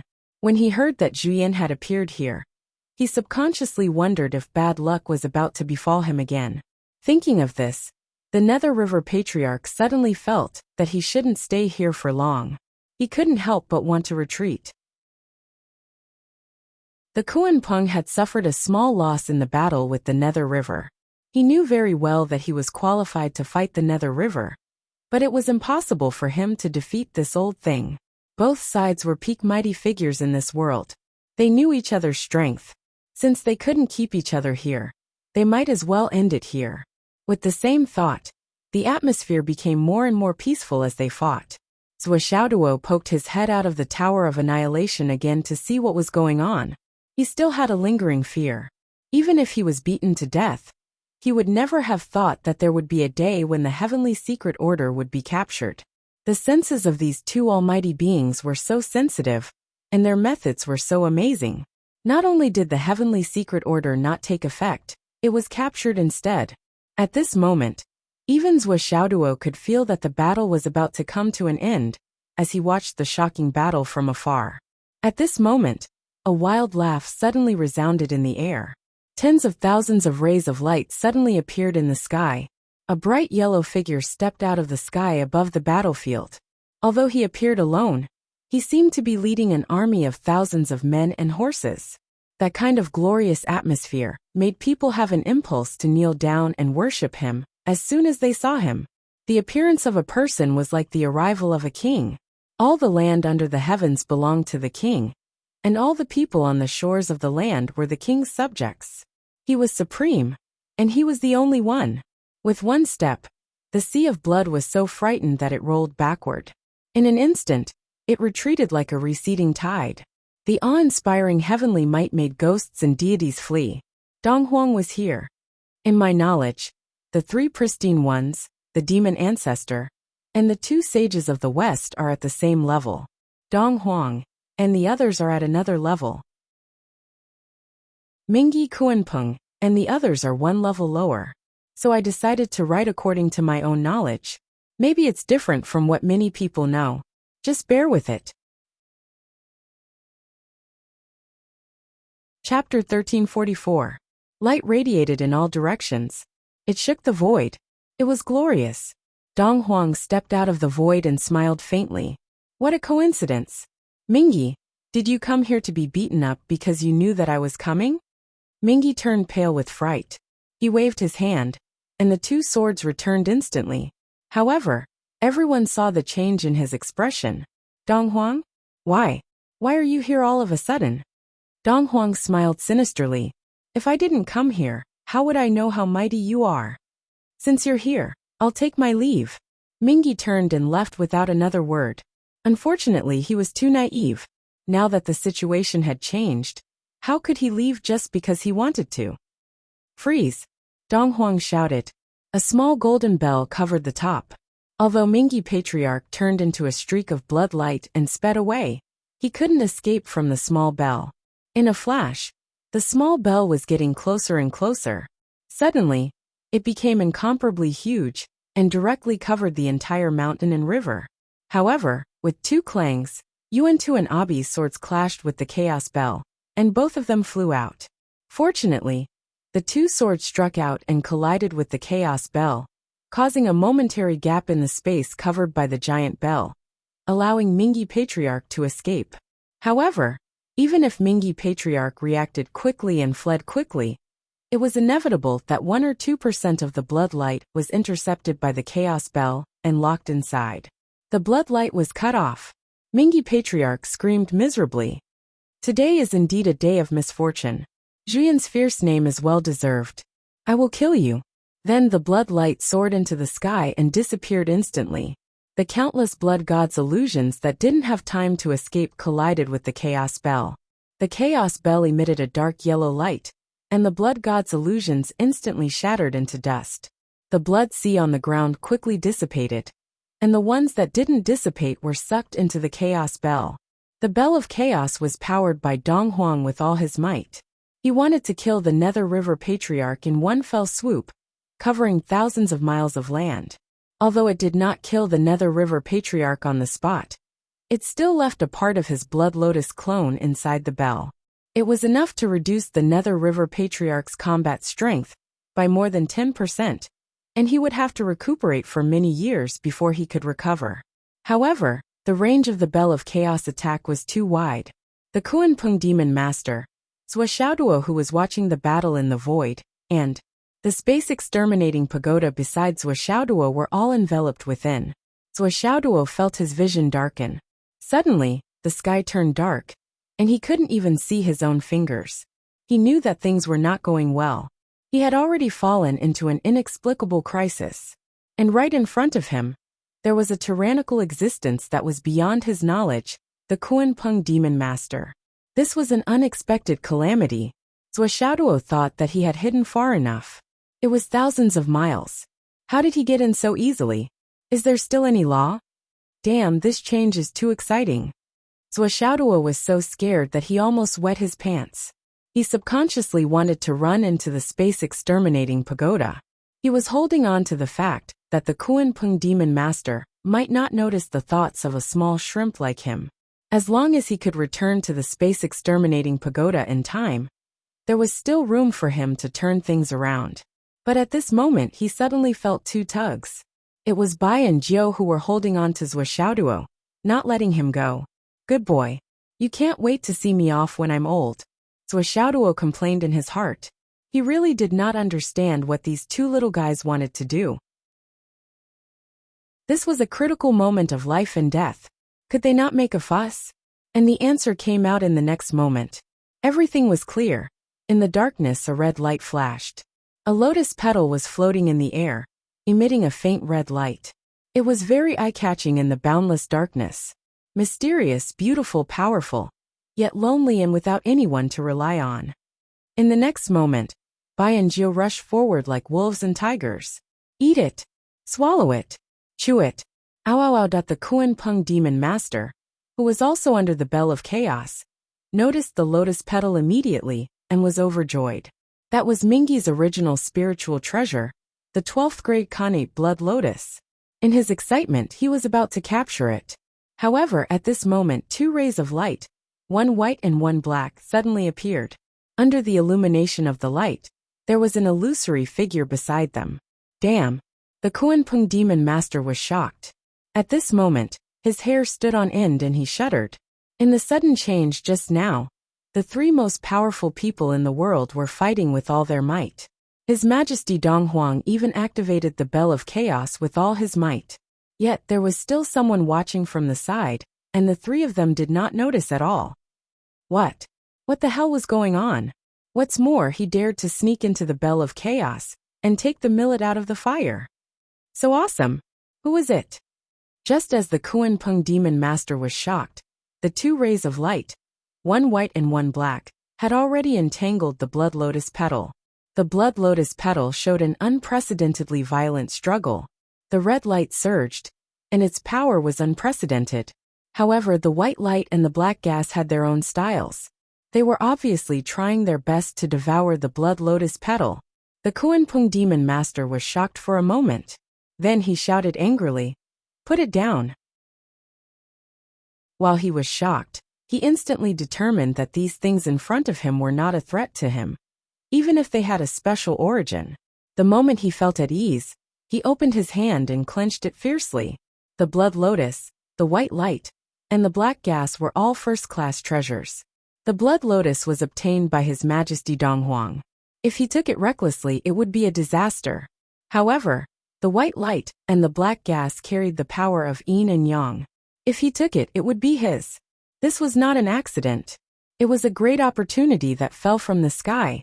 Just as the white light and the black gas successfully entangled the blood lotus, the Kuan Peng demon master's hand reached out and grabbed the white light and the black gas. He clenched it fiercely. Little White and Little Jiu, the 2 gluttonous brats, were greedy for victory and did not know how to lose. They did not care about this change. Like toads that had their stomachs grabbed, they screamed, "Mommy, save us!" Zhou Xiaoduo could not care less about his opponent. He subconsciously attacked with his sword and tried his best to help. Just as he attacked, he regained his rationality. He realized that the sword was the sword formed by Zhao's feather. It was too hasty. However, the arrow was already knocked on the bow.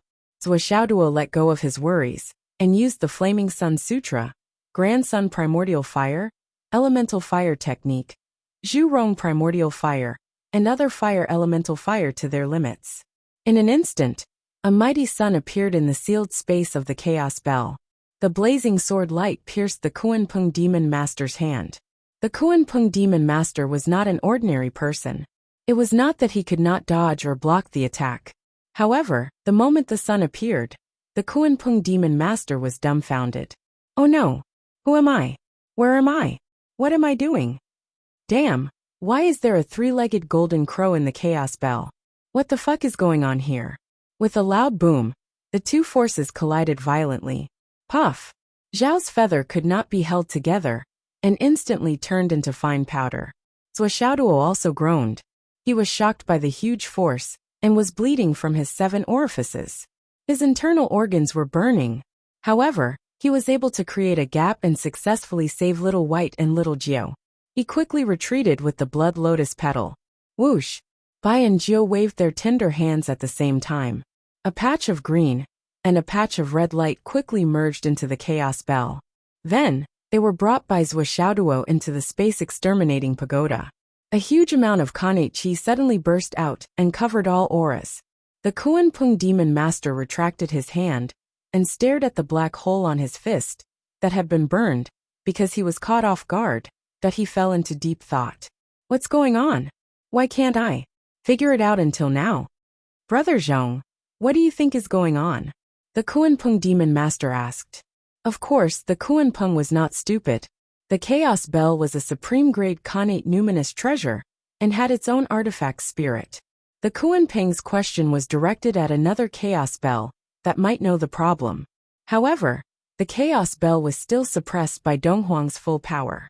Its attention was on the outside world, and it did not pay attention to the things that were suppressed in the bell. When it noticed, it realized that as a supreme-grade Khanate numinous treasure, it had already accepted the other party's conditions. It had accepted a wisp of vitality, a wisp of providence, and a blood lotus. Did I accept a gift? At that moment, the Chaos Bell was stunned. What's going on? Whose gift did I accept? I just joined forces with Master, and expanded with all my might. I was focused on chasing after the Netherworld River. Why did I accidentally receive such a huge gift? Does it have to be so exciting? It would not be too much to receive such a huge gift from the heavens 100 times a day. Just as he was about to confirm the situation and count his gains, he heard the Kuan-peng Demon Master's question. You're asking me what's wrong? The Chaos Bell digested the benefits it had obtained. It did not say a word and made a fortune. What's wrong? I want to ask you what's wrong. If you ask me, who should I ask? Actually, as the artifact spirit of a Khanate numinous treasure, he had vaguely sensed it. At most, it was not that obvious. What made him really afraid was that there seemed to be a faction nearby that he was very afraid of. They had a lot of people. It was probably the first Khanate spirit route, right? He had to treat this matter carefully. Besides, Kuan-peng, do I have to answer you just because you asked me? How embarrassing would that be? Therefore, he chose to ignore the Demon Master's words. He should ignore it just for the sake of the generous gift. At that moment, there was suddenly a bright light. Donghuang put away the Chaos Bell and looked over. He could not help but be stunned. Kuan-peng, you put away the Blood Lotus? I have already confirmed that I have intercepted a portion of the Nether River Patriarch's intrinsic numinous treasure. Why is it gone? You Kuan-peng actually dare to collect my spoils of war in my bell. You're defying the heavens. Donghuang's mood instantly worsened. Did I rush over to work for you? Donghuang slanted his eyes. One of them was bigger than the other. He felt upset. Tisk tsk. Kuan-peng, you're quite fast now. Chapter 1345. Your Majesty Donghuang, please understand. How would I dare to take your Majesty's things? Kuan-peng hurriedly clarified. Something else happened. Then he recounted the matter. Just as he was halfway through his sentence. Wait. Donghuang interrupted. Grandson Primordial Fire? Ha! The Demon Master was stunned. What's wrong? Why are you so shocked? Donghuang immediately ordered. Little Bell. Yes. Restore all the previous changes. Don't let go of any flickering shadows. Alright. The Kuan-peng Demon Master wanted to hit someone. You, the Chaos Bell, are looking down on me too much? You ignored me when I spoke to you just now. Now you agree so clearly. Are you looking down on me, Kuan-peng? Little did he know that the Chaos Bell was also cursing. This fellow is really big. If I turn into a pot, I wonder if I can be stewed in a pot? Light flickered in the Chaos Bell.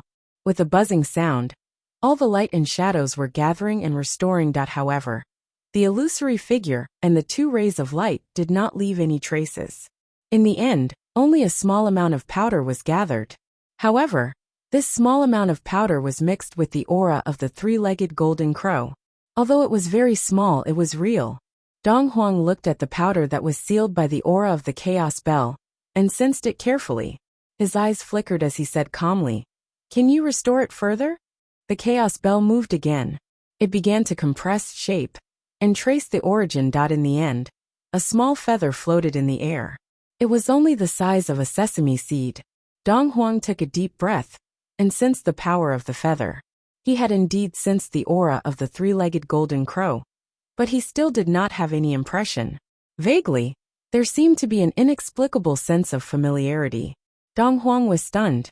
His eyes were filled with shock. Then he said solemnly, "Keep it well. Don't scatter it." The meaning of that sentence was very clear. It was not easy for him to condense it. If it scattered again, there would be no traces or smell left. The Chaos Bell spirit agreed. Kuan-peng watched from the side and was confused. Kuan-peng, look here carefully. I think my elder brother and sister-in-law will ask you about this.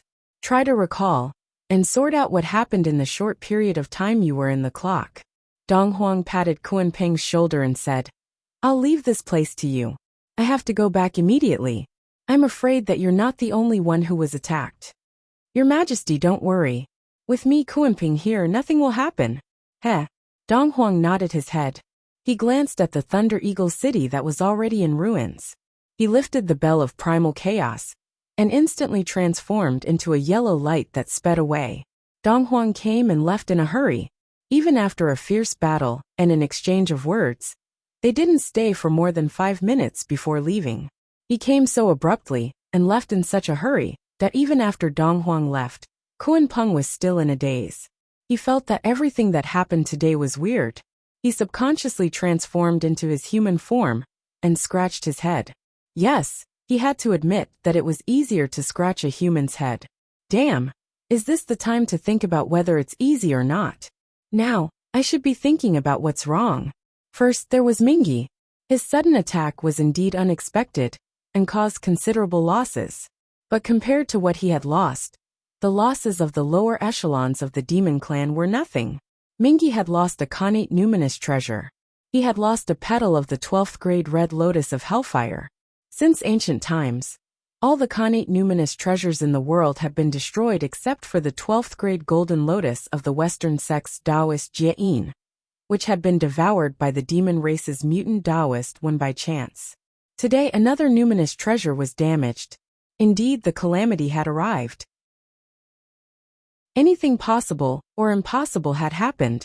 Well, the 12th grade lotus throne had always been known to be invincible when standing on it. The only 2 damaged numinous treasures were both 12th grade lotus thrones.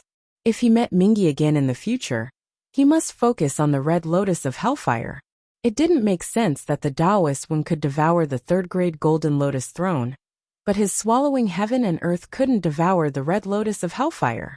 Damn, he had digressed again. Now was not the time to plan for Mingi's red lotus of hellfire. The key question now should be, well, how did the red lotus petal get lost? His Majesty Dong Huang didn't get angry. Could it be related to the sudden appearance of the Grand Sun Truefire sword? And who was that illusory figure? Also, what was the aura of the 2 supreme-grade numinous treasures, one white and one black, that he had regarded as his own? God has mercy on me. I, Kuan-peng, am not willing to let go of external objects.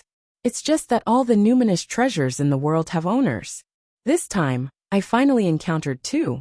But I missed them. Needless to say, it must be that bastard Juyen who caused me to miss the numinous treasures. So many questions lingered in the mind of Kuan-peng Demon Master. Then, he scratched his head subconsciously and frowned gloomily. There are so many questions, but I can't figure out any of them. And His Majesty Dong Huang. For what reason is he here? Why is he here? It's too baffling. You said you were coming, but you should have told me earlier. If I knew you were coming, I would have used my life to entangle Mingi. Then, you would have aimed for an opening and attacked with all your strength. Even if Mingi didn't die here, the loss would be much greater than now. Alright. His Majesty only listened to half of my report. I didn't have time to say the other half. This is so depressing. I haven't finished my report. Why are you running? The enemy is gone. Why are you in such a hurry? Kuan-peng Demon Master felt more and more depressed. After blowing a gust of wind in the air, he barely managed to blow away the depression in his heart. He landed and shouted, "Sort out the casualty data." In a faraway place, Thunderhawk King lay flashed as his body was almost split in half. His body was covered in blood, and he was on the verge of death. Even the Yuan Killer Sword had pierced a hole in his Fey core as golden light constantly dissipated. Ninth Prince Renjing carried him and ran over. Demon Master Lei Yishan is dying. Kuan-peng Demon Master rolled his eyes. He really didn't want to save him. If this bastard didn't bring Juyen here, there was a 99% chance that this battle wouldn't have happened. But after thinking carefully, it seemed that Mingi was more unlucky than him. He couldn't help but calm down. Let me see. The Battle of Thunder Eagle City. Thunder Eagle King Lei Yishan was seriously injured. The Thunder Eagle tribe suffered 13,000 casualties. More than 90% of their experts were killed. The Thunder Eagle tribe could not recover from this setback. If they wanted to rise again, it would take at least 3,000 years. Without 3,000 years, the Thunder Eagle tribe's young eagles would not be able to grow. It could basically be announced that this tribe was eliminated from this calamity. Only a half-dead Thunder Eagle king was left with less than 1,000 experts. They couldn't even set up the Thunder Eagle formation, which was the most threatening to experts. How could they talk about combat strength? Coupled with the fact that the Blood Sea had wreaked havoc in the vicinity of the Thunder Hawk City, tens of millions of demons had died an unnatural death. It was bound to become a place of great danger, and very few demons were willing to settle down here. The decline of the Thunder Hawk clan was more or less a foregone conclusion. In this unforeseen event, apart from the Thunder Eagle tribe's heavy losses, the 9th Prince Ren Jing was slightly injured, and the demon sage Dan Ding was seriously injured. The rest didn't suffer any major losses. Furthermore, the Azura tribe that came to attack this place did not have it easy either. At the very least, hundreds of thousands of soldiers had perished under the Kuan-Pung Demon Master's suction force. Furthermore, when the Eastern Sovereign appeared, he illuminated the entire universe and incinerated the heavens and earth. Another few million Azura tribe members had been taken away by the Bell of Chaos. There was also a large number of Blood Gods clones in the Blood Sea. Tens of thousands were killed on the spot. Comparing the two, the overall result of this battle was that the Ashura tribe's losses were more severe. If Dong Huang had pursued them, the Ashura tribe's losses would have been much more severe. However, the situation was clearly good just now. Unexpectedly, Dong Huang didn't continue to pursue them. The 9th Prince Ren Jing stood in midair, his face pale. He suddenly thought of something. Then, where are Hui Pao and Hu Ermio? The red-crowned demon saint was taken aback. This time, the attack was unexpected, so I brought the two of them with me. But when the Nether River appeared, I intercepted them, and casually threw the two of them away. Now, why are they gone? Could it be? The 9th Prince Ren Jing's face instantly twisted. Could it be that they're dead? He hurriedly landed and searched around the devastated area. However, how could he find them? Actually thinking about it, it made sense.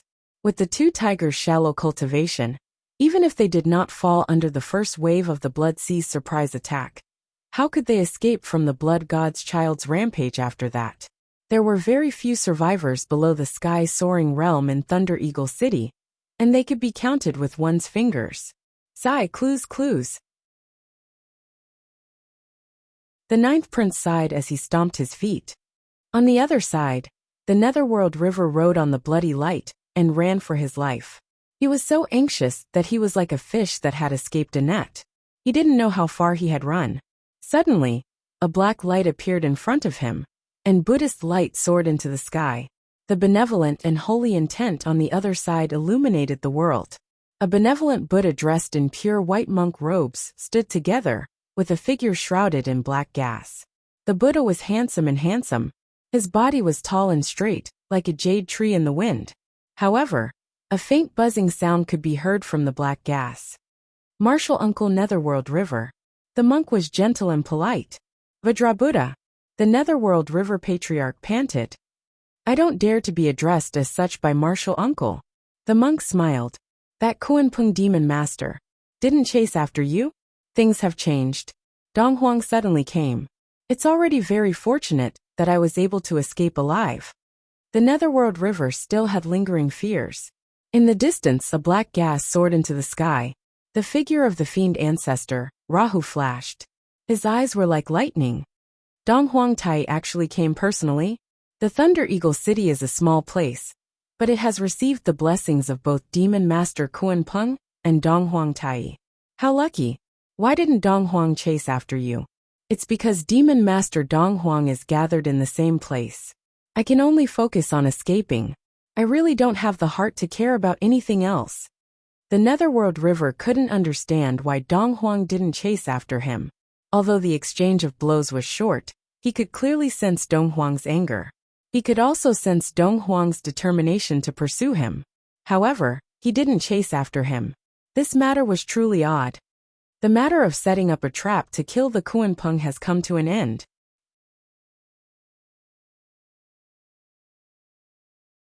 Chapter 1346. The matter of setting up a trap to capture and kill Kunpeng has come to an end. The fiend ancestor Raha's voice was indifferent. He was a little disappointed. He had planned many times, and moved on all sides to capture and kill Kunpeng. He did not expect that because of Dong Huang's arrival, all his efforts would be in vain.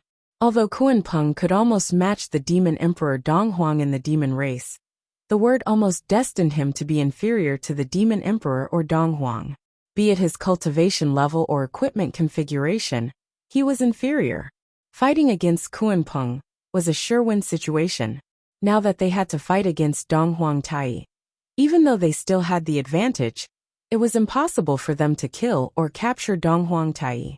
Unless one of the fiend ancestor Rahu, Patriarch Nether River, and the Vajra Buddha was willing to self-destruct and severely injure Dong Huang in one go, it would be possible for them to succeed. However, how could the three of them do such a thing? Moreover, according to the seniority of the pugilistic world, the fiend ancestor was Dong Huang's elder, that the fiend ancestor's combat strength was higher than Dong Huang's. He also had the god-slaying spear in his hand. He was enough to pose a considerable threat to Dong Huang. However, Dong Huang's chaos bell was not to be trifled with. If they fought alone, the most likely outcome would be that both sides would be injured. Then, they would retreat and recuperate, that it was impossible for both sides to die. It's a pity that the five sides attacked together to kill the demon master, Kunpeng, and cut off an arm of the demon court. While the demon court lost a general, they were still targeted by everyone. Who would have thought that the Dong Huang would arrive at such a coincidence and cause the situation to suddenly become unbalanced? The Vajra Buddha was a little regretful. This is probably fate. There's nothing we can do. The others nodded in unison. At such a subtle moment when the heavenly secrets were chaotic, even the most powerful cultivator would lose the possibility of predicting the past and future. Now that Dong Huang had rushed over, they could only attribute it to a coincidence. However, it was this coincidence that destroyed an important plan of the Buddhist, Fiend and Asura races. This time Mingi had personally fought. His original plan was to capture the ninth prince, Run Jing, and immediately leave. In that case, the demon master Kunpeng would definitely chase after him. The Kunpeng's speed was at least one of the top 5 in the world. It was impossible for Mingi to escape from his pursuit. But Mingi's purpose was not to get rid of the Kunpeng, but to go to a suitable place. Once he arrived at the right place, the four masters would attack together and kill the Kunpeng. The plan was based on the actions of the 5 parties. Then it was led by Mingi himself. Layers of arrangements were made to lure Kunpeng into the trap. Originally, it was going smoothly. It was about to reach the final stage. However, the sudden arrival of Dong Huang and Tai made the whole situation unbalanced and difficult to continue. After this incident, if they wanted to set up another trap, even if the other party was slow to realize it, they would definitely be on guard. It would be difficult for them to succeed. Everyone sighed, bowed, and left on their own. Mingi walked the fastest because he had to go back and heal his injuries. During the conversation just now, he didn't reveal the fact that a petal of his lifeblood lotus had been cut off. If he was really exposed, there was a high chance that the 3 people in front of him would suddenly have evil intentions and kill him. Although everyone was working together, who would not be on guard against each other? Those who were not on guard would be the true idiots. He might end up being another Kunpeng. In fact, he might end up worse than the Kunpeng. After all, there was no other peak powerhouse in the Blood Sea aside from him. The demon ancestor turned into black smoke and rushed to the fiendish demon battlefield. The Vajra Buddha focused on the black smoke beside him. Fellow Taoist, where are you going? Why don't you return with me? A buzzing voice came from the black smoke. I just returned, and am not familiar with this place yet. I would like to take a look around. All right. The Vajra Buddha chanted a Buddhist proclamation and turned into a flash of Buddhist light before vanishing. The black smoke gradually expanded, and buzzing sounds gradually filled the world. Suddenly, a swarm of huge black mosquitoes appeared. They covered the sun and the sky as they swept out, instantly covering a radius of 1,500 kilometers. All of the living beings in this area had their life essence depleted in an extremely short amount of time. The black smoke dispersed, and a thin, dark-skinned middle-aged man revealed his face. His face was filled with a relaxed and comfortable expression. This bloody food is still the best.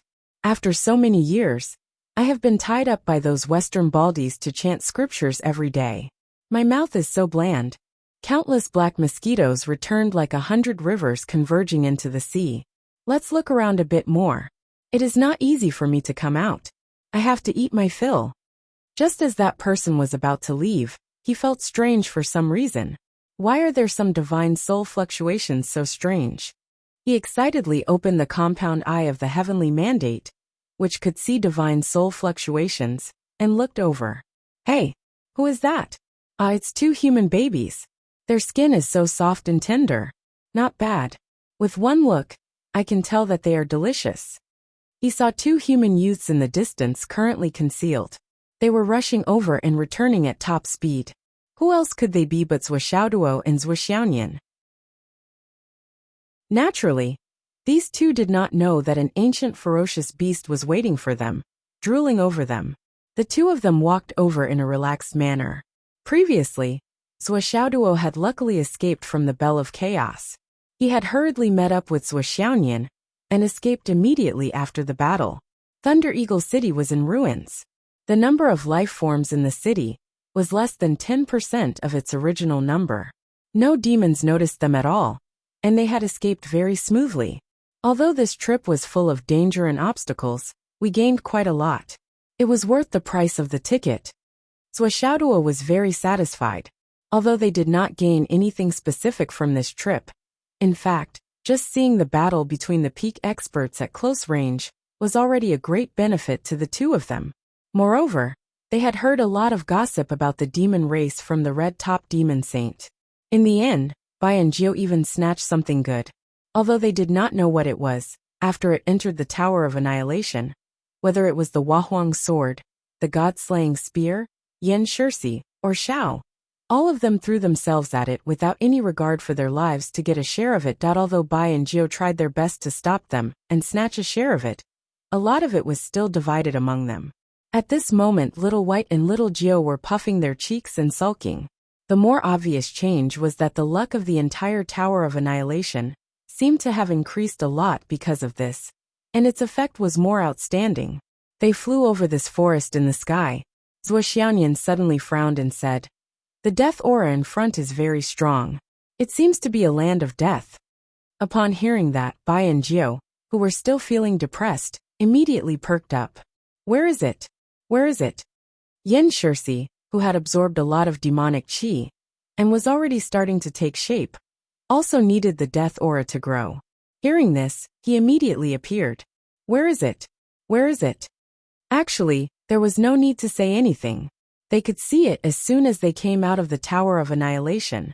There were no signs of life in the 3,000 miles of mountains and rivers in front of them. It was full of death aura.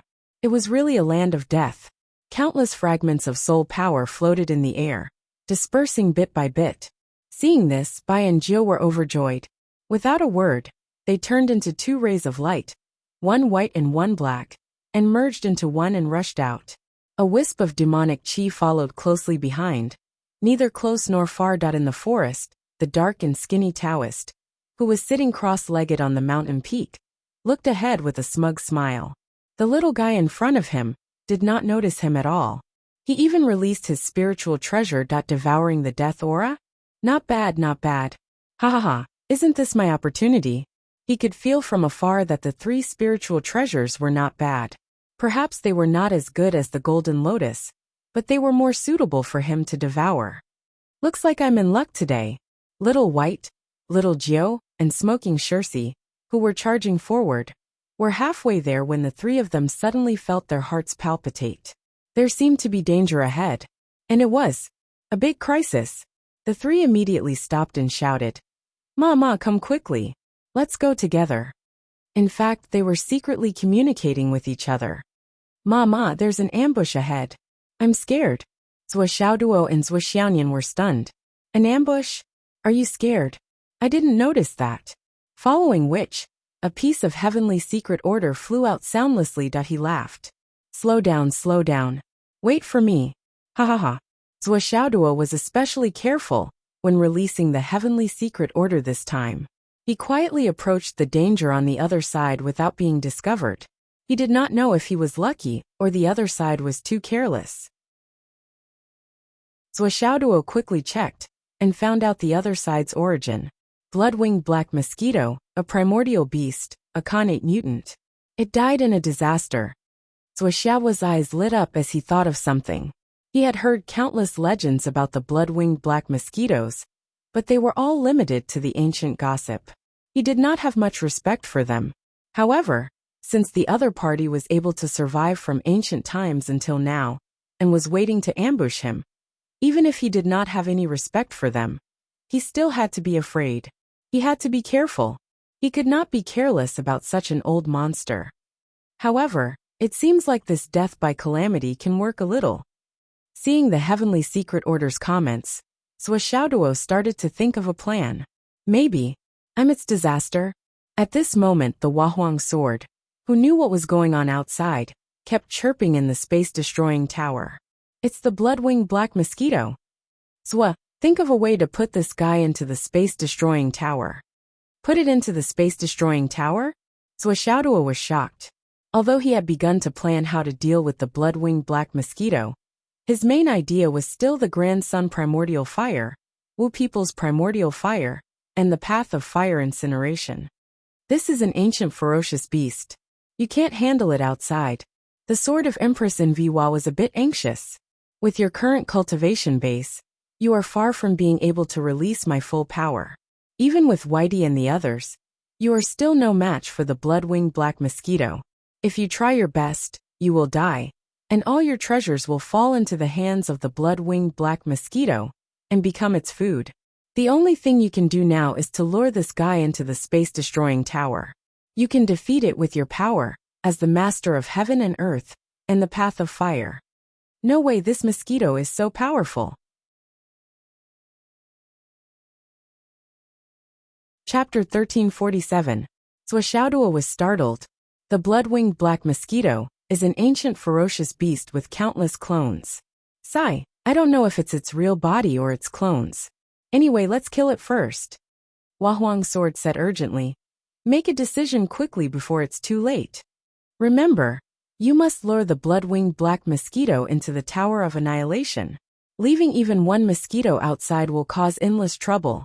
You don't know how terrifying ancient ferocious beasts are. Will it work? Don't make the tower explode. Zhou Xiaoduo hesitated. It's okay. I just swallowed a blood lotus petal. I can handle it. Ah, it seems like I have to collect more blood lotuses. Zhou Xiaoduo made up his mind and secretly opened the Tower of Annihilation to its limit. It was no different from opening a big hole in the void. Then he shouted anxiously, "Come back. Come back quickly. Something's wrong over there." Before his voice died away, he had already rushed forward with Zhou Xiaoyan. It seemed like he was going to help Bai, Jiao and Yin Shirsi. Following Zhou Xiaoduo's roar, the black and white lights stopped in their tracks. Yin Shirsi, who was following behind them, also stopped. Bai turned around. Mama, what's wrong? Zhou Xiaoduo ran as fast as he could and said anxiously, "Quick, come over here."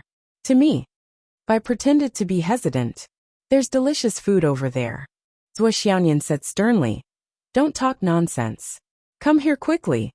Her voice was unusually sharp, and it was full of unwillingness. Bai, Jiao, and Yin Shirsi looked at each other and ran away together. On the other side of the mountain, the blood-winged black mosquito was about to leave when it saw the great opportunity in its hands. It immediately leaped up. Then, a black cloud came to the sky above Zhou Xiaoduo and the others. In the blink of an eye, countless black hands descended from the sky. Swoosh, swoosh. The entire space was instantly sliced into pieces, and it was completely isolated from the outside world. It was completely unrelated to the outside world. Tens of millions of gigantic black mosquitoes blotted out the sky all of a sudden. They were about to intercept Bai, Jiao and Yin Shirsi. A ball of blazing fire swept out like a dragon, and it seemed like it could burn the world. Zhuo had used all his strength. Fire converged and burned the world. Following that was a cloud of white misty cold air. This was ice and fire, one on the left and one on the right. They surged for thousands of miles. One side sealed the world in ice, while the other side burned the city with raging flames. In the middle of the intersection of ice and fire was a completely empty space. It was like a spacious road. Little White, Little Jiao, and Yin Shirsi followed this passage and fled at top speed. Crackled. Countless blood-pool black mosquitoes were incinerated by the confluence primordial fire and fell to the ground with popping sounds like beans being fried. As the black smoke rose, the aroma of meat filled the air. On the other side, the blood-pool black mosquitoes were frozen into huge ice lumps and fell to the ground. They turned into powder as soon as they hit the ground. The extreme ice could freeze everything and turn them into dust in an instant. Seeing the power of the fire and ice, a black sword light rushed out of the black cloud. It was Mosquito Taoist, who was holding a sword. The long and thin black sword was made by him with his sharp beak. The sword was long and narrow, but it was very powerful. It had the ability to take people's souls, shatter their souls, and devour their flesh and blood. It was also indestructible, and could destroy spiritual treasures. Zhuo yelled, "Nian Mao, take me and run." Then, he took out the 99 cat hammer, which he hadn't used for a long time. The 1,000 Souls Nightmare Hammer was ready to be used. Two beams of light, one white and one black, rushed towards Wuxiaonian, but in fact they rushed into the 99 cat hammer. Yin Shirsi rushed into Zhuoxiaonian's hands. Zhuoxiaonian yelled and activated the Moon Sutra to its maximum power. The blood-pool black mosquitoes in the sky were frozen into huge ice lumps and fell to the ground like meteorites. Along with a loud bang, a loud explosion rang out. Zhuoxiao's body turned into a giant that was thousands of feet tall. The hammers in his hands turned into two hills. As he waved them, the sun, moon, mountains, and rivers seemed to come alive. One hammer rose up and pointed at the sky. Then a black hole appeared, which made the space tremble. The other hammer pointed at the ground. Another black hole appeared, which made the space shatter. With just this one exchange, the aura of the 1,000 Souls Nightmare Hammer was formed.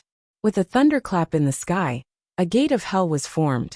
Thousands of ferocious ghosts rushed out screaming. Zhuo suddenly understood the state of mind of the flood, which when she held the 1,000 Souls Nightmare Hammer. That was that I am invincible in the world. The two beams of light spun rapidly. In the blink of an eye, a whirlwind that connected the sky and the earth formed a force field. Boom. Cracked. Then, the hammer collided with one Taoist priest's sword fiercely. The sky was shocked, and the ground was shaking. Many of the mountains on the ground began to shake violently, and then collapsed with a loud rumble. Yes, it was collapsing.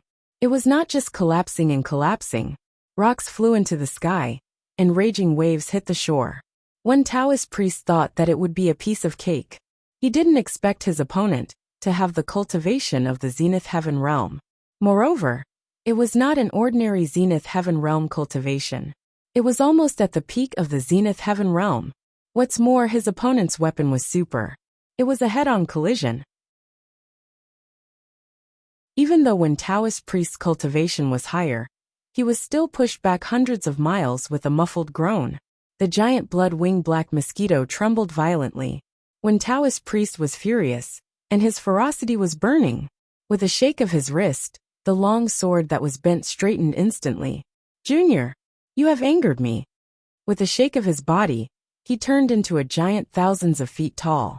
Holding a black sword that was like a pillar supporting the sky, he fought with Zhuo. The method of Dharma Laksana was not limited to the Wu people. In fact, any cultivator above the Zenith Heaven realm could use it. It was just that the effect of each cultivator was different. Zhuo stood in the air. Without any distractions, he used the 1,000 Souls Nightmare Hammer with all his strength. Wherever the hammer passed, the space would shatter again and again. The clanging sound could be heard for thousands of miles. The space cracks even spread thousands of miles away. Many weak demons passing by were swallowed by the space cracks before they could make a sound.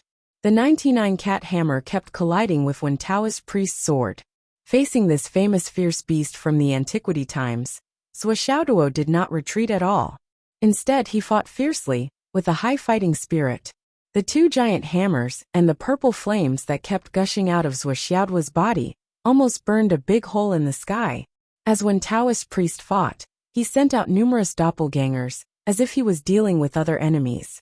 They surrounded and attacked Swordsmanship from all directions.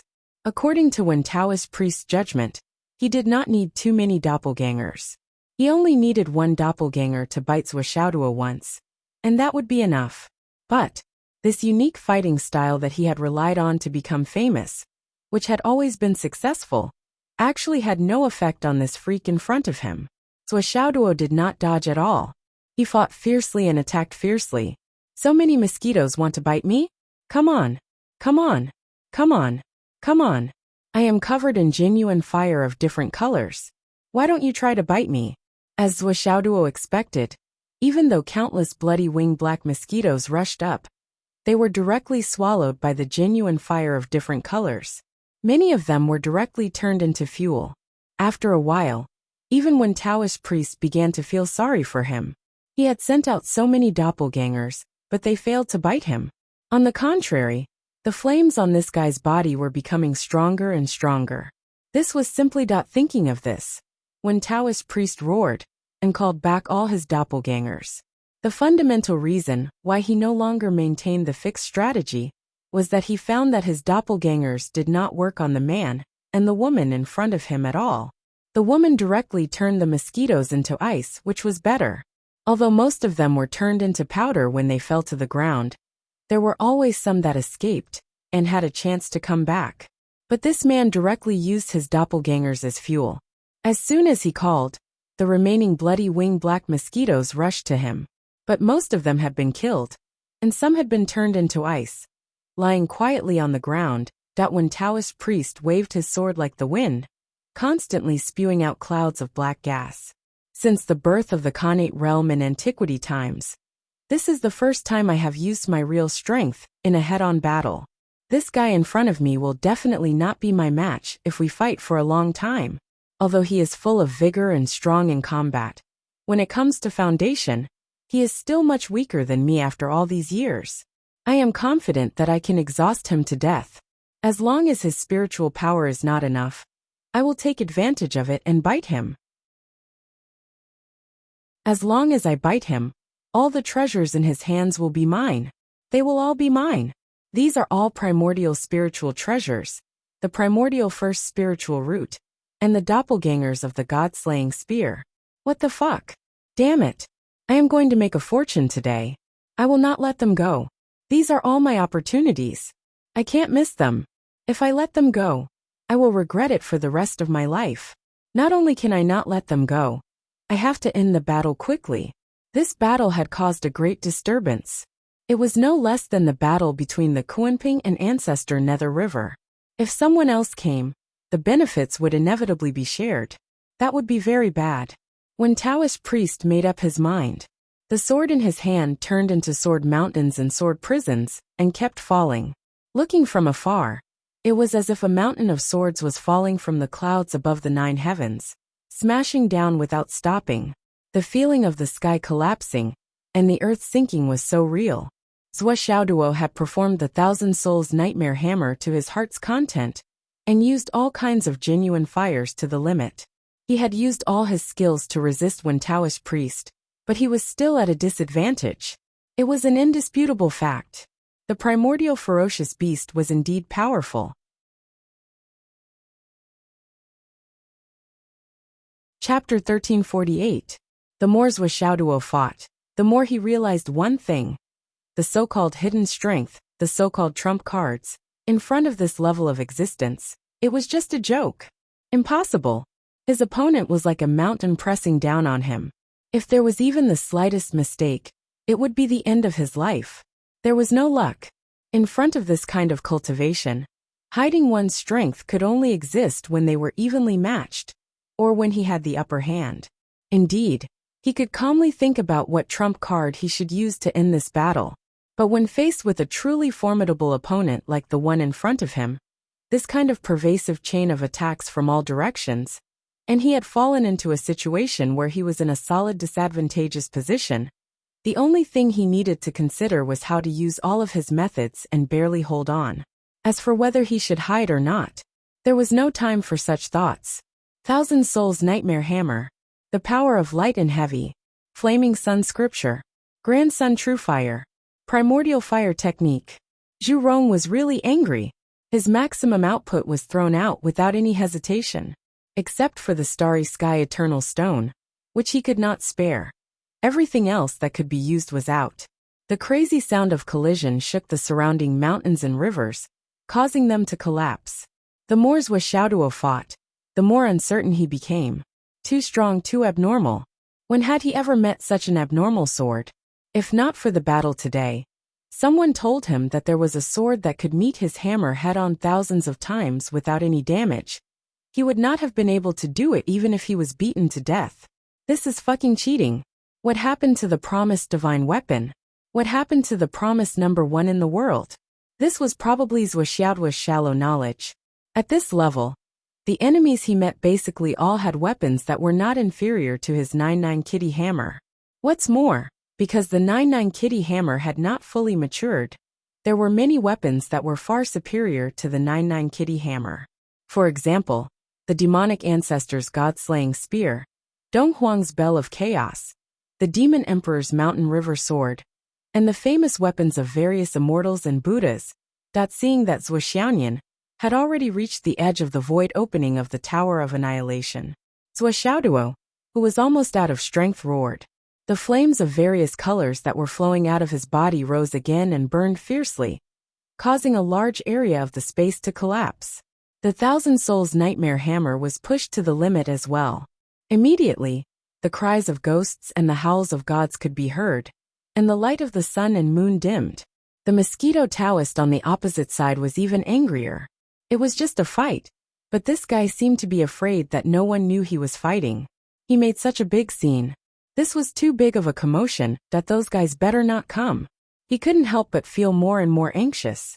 If it were Vajra Buddha, Fiend Ancestor Rahu, any one of them would be able to take away a connate numinous treasure. Disregarding everything else, the demon ancestor would have to retrieve the god-slaying spear soul no matter what, right? Then what am I left with? The most important thing is that I can't afford to offend anyone. I can't afford to offend anyone. Thinking of this, the Mosquito Taoist roared. He actually used the demonic power of the origin to break through his own limit and launch a large-scale attack. He saw that the iron-headed guy, who had been attacking fiercely without retreating even half a step, turned around and ran away at this critical moment. He turned into a streak of fire with a whoosh. Damn it, he ran away? How dare he run away? The Mosquito Taoist was so angry that he laughed. How dare you run away when the battle has reached this stage? Why did you only think of running away now? If I let you run away, I would have lived my life in vain. With a flap of his wings, he leaped into the air and tore the space apart to chase after Meng Qi. Zhuo Xiaoduo used his maximum speed to run away. The streak of fire was like a hurricane. Tight wind. Run! The Zhuo Xiaoyan shouted. Run! The spirit-snatching sword, which had been accumulating power for a long time, flashed in the air. In the extreme cold of the world of ice and snow, Yingjian turned into an ice phoenix. With a phoenix cry, he flapped his wings and rushed toward the Mosquito Taoist. Boom! Mosquito Taoist was afraid that he would lose his target, so he didn't dodge and crashed into the snow phoenix, smashing it into pieces. However, his black face also turned red. Apparently, he had paid a great price to deal with this attack. But his eyes were still staring at Zhuo Xiaoduo and Zhuo Xiaoyan in front of him, without even blinking. Obviously, the power of frost was far less powerful than the power of raging fire on the Mosquito Taoist. Run! Zhuo Xiaoduo took Zhuo Xiaoyan and rushed toward the space-destroying tower. The Mosquito Taoist's black sword flashed, and the sword light flew hundreds of miles. He had already caught up with Zhuo Xiaoduo, but the sword light was smashed into pieces by Zhuo Xiaoduo's hammer. The mosquito Taoist's speed had reached the limit. In a flash, he followed the sword light and caught up with Zhuo Duo. But Zhuo Duo and Zhuo Nian had already reached the opening of the Tower of Annihilation. With a shout, they rushed forward with Zhuo Nian and disappeared in an instant. Seeing this, when Taoist rushed into the void in front of him without hesitation. Disappeared? How could it be? But even if it's an illusory formation, what do I have to fear? Whoosh! Zhuo Duo, Zhuo Nian, by Jiao Yin Shirsi and the Mosquito Taoist. In less than a tenth of a second, they all entered the space-destroying tower one after another. It was almost as if they were squeezing, crowding, and stepping in front of each other as they entered. At this moment, the Huang sword finally let out a sigh of relief. Damn it, it was so close. Dong Huang was worried about something, so he tore the space apart and rushed back. On the way back, he met the two venerables of the Western sect. The other party had wanted to form a good relationship with Dong Huang, but before he could finish his sentence, he realized that it was Dong Huang who had spoken. He cursed in his heart. Without saying a word, the two of them ran in different directions. Dong Huang didn't care about it. He just killed one of them casually, and didn't chase the other one, because he had run far away. The most annoying thing in his life was the Western sects. You and I are fated. But there was no need to kill all of them. After all, he had to keep them alive to report a message to intensify the conflict. Or, he had to keep them alive to report a disgusting message. Dong Huang didn't need to read any other information to know that it was a conspiracy of the Western sect. The traces were very familiar. It was the usual method of the Western sect. They had been used to it for countless years. They would provoke everyone, attack one side, and then convert a wave of people. The others might not have any gains, but the Western sect would definitely have a lot of new troops. Their power would grow day by day. Therefore, there was really no need to guess. Dong Huang couldn't be bothered to think about it. I'll just kill him, and be done with it. The further root cause was probably the powerful attack of the Grandmaster of Heaven previously. He had intimidated the Western sect and forcefully searched for the disciples of the sect that had been kidnapped during the God-conferment tribulation, causing the Western sect to suffer great losses. That was why they provoked everyone and worked together to target the demons, who were the most powerful among the races. The other races, which were relatively weaker, had considered the difference in strength between them and the demons. Since the Western sect had taken the lead, they would take action. In fact, if Dong Huang had not arrived by accident and killed the Patriarch of the Nether River during the Battle of Thunder Eagle City, the chances of Kuan Peng escaping with the 4 experts they had set up, especially with the Fiend Ancestor holding the fort. Anyway, the opposition had already been formed. Who was afraid of who? Moreover, although the root was with the Grandmaster of Heaven, Dong Huang did not dare to do so. Secondly, he felt that the other party was not wrong. Thirdly, it was all the Western sect's fault. You were bullied and couldn't bully back, so you came to bully the demons? This was simply unreasonable. Dong Huang had long been impatient. Dong Huang rushed back to the Demon Emperor Palace at lightning speed. On the way, he took the time to check. Yes, Zhao's feather was still there. He strictly ordered the Chaos Bell to be kept safe, and then barged into the Demon Emperor Palace. Your Majesty, Dong Huang. Before the messenger could finish his words, Dong Huang had already rushed to the front of the Demon Emperor's throne with a cold aura around him. Brother, sister-in-law, there's a situation. There's a big situation. The Demon Emperor frowned. Calm down. What's the situation that makes you like this? I captured a little of the 3-legged golden crow aura that appeared in Thunder Eagle City and condensed it into a feather. I've already brought it back. You'll know the problem when you see it. Dong Huang's voice was anxious. However, you have to be careful. You can only check it once. You can only check it once? What do you mean? The Demon Empress was a little solemn. The person who held this feather previously used the true fire of the Great Sun to condense a sword and fought with the Kuan Peng. Although he forced the Kuan Peng back, the feather immediately turned into powder. Fortunately, their fire was carried out in my Chaos Bell. The Chaos Bell reacted in time and gathered it again. However, it had already shattered. In the end, it was only the size of a sesame seed. The only thing to be thankful for is that its aura has yet to dissipate. Its aura has yet to dissipate. The supreme masters of the demon clan narrowed their eyes at once. It's good that its aura hasn't dissipated. As long as its aura hasn't dissipated, we can easily lock onto that fellow's identity. What's his background? He actually dares to impersonate our Golden Crow royal family. Let's go to the Fusang tree. The demon emperor immediately made a decision. Then, the couple and Dong Huang flew up together. In the next moment, they were already on the Fusang tree. The surrounding true fire of the great sun immediately isolated all external detection. Here, even if the heavenly secrets are not chaotic, no saint can eavesdrop on our conversation. Even if the Tao ancestor wants to do it, it will be in vain.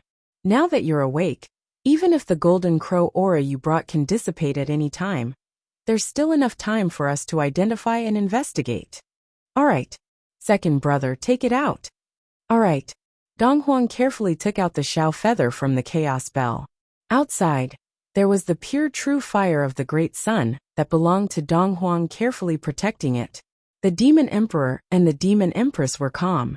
They even felt that Dong Huang's cautiousness was a little ridiculous.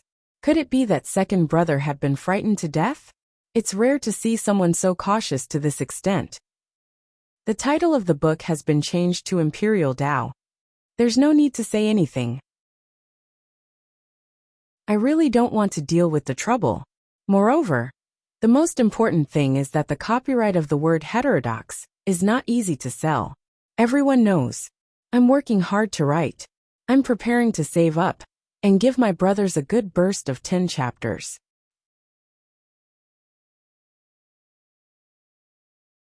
Chapter 1349. However, the suspicions in the hearts of the demon emperor and his wife were also rapidly growing. Dong Huang was not a reckless person. For him to go through so much trouble and pretend to be serious, the matter behind it must be very serious. Could it be that the golden crow had really appeared in this world again? But was this possible? Could it be that the calamity had begun again, and such a thing that should not have happened could actually happen? However, no matter how strange it was, the truth was about to be revealed. Looking at the feather that Dong Huang carefully held out, the demon empress, he could not help but laugh. Tai, is this necessary?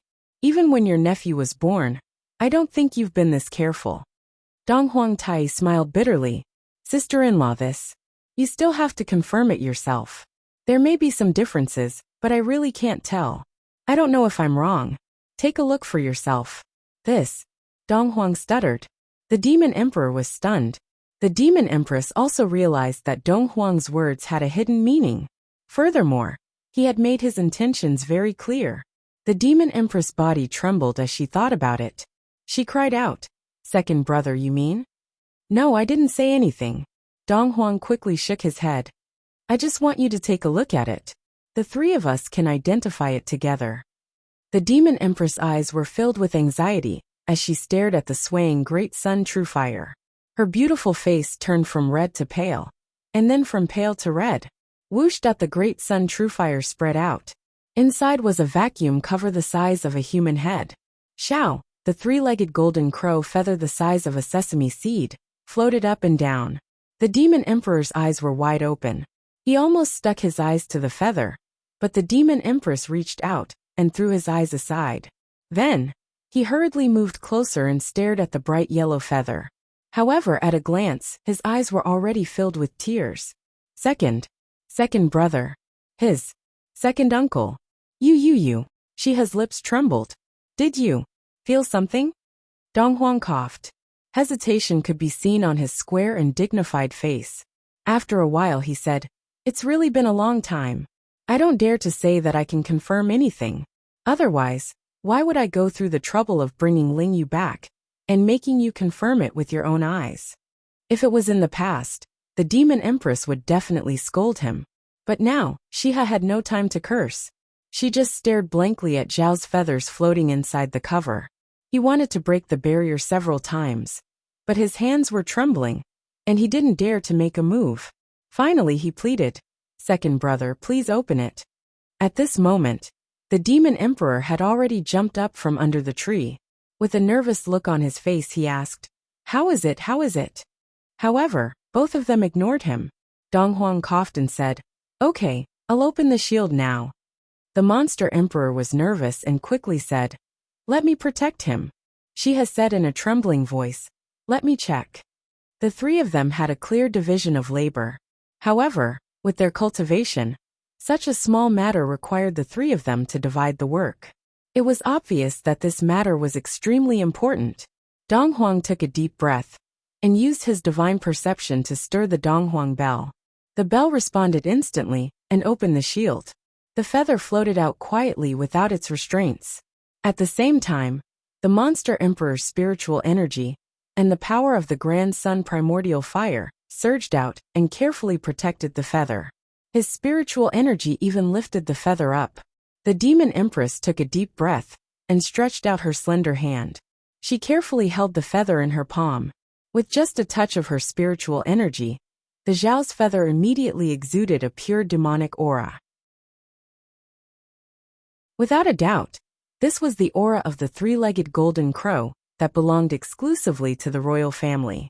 Sensing this unfamiliar yet extremely familiar aura, Dong Huang and the monster emperor were men. After so many years, too many things had filled their hearts. At this moment, they only felt a faint sense of familiarity. However, the demon empress' tears fell like a broken string of pearls. She held the feather as if it was the only treasure in the world. Her tears kept flowing, but her spiritual energy still gently stroked the feather. The feather lay obediently in her hand, without any resistance. However, this feather had long disappeared from the world. It only appeared now because of the power of the Bell of Chaos and the Grand Sun Primordial Fire. That was why it could exist for so long. Then as time passed, it finally began to dissipate bit by bit, turning into light spots and slowly disappearing. No! The demon empress roared and detonated her demonic energy to the limit. She did not hesitate to consume her cultivation to protect this feather. However, that feather was something that had long been broken. No matter how powerful she was, even if she was willing to sacrifice her cultivation, she still couldn't keep the feather intact for a long time. It kept dissipating, and finally, it completely dissipated. In the end, there was nothing in the demon empress's jade white palm. There was nothing left. There was no trace at all. The demon empress was lost. She looked straight at her palm where the feather had been.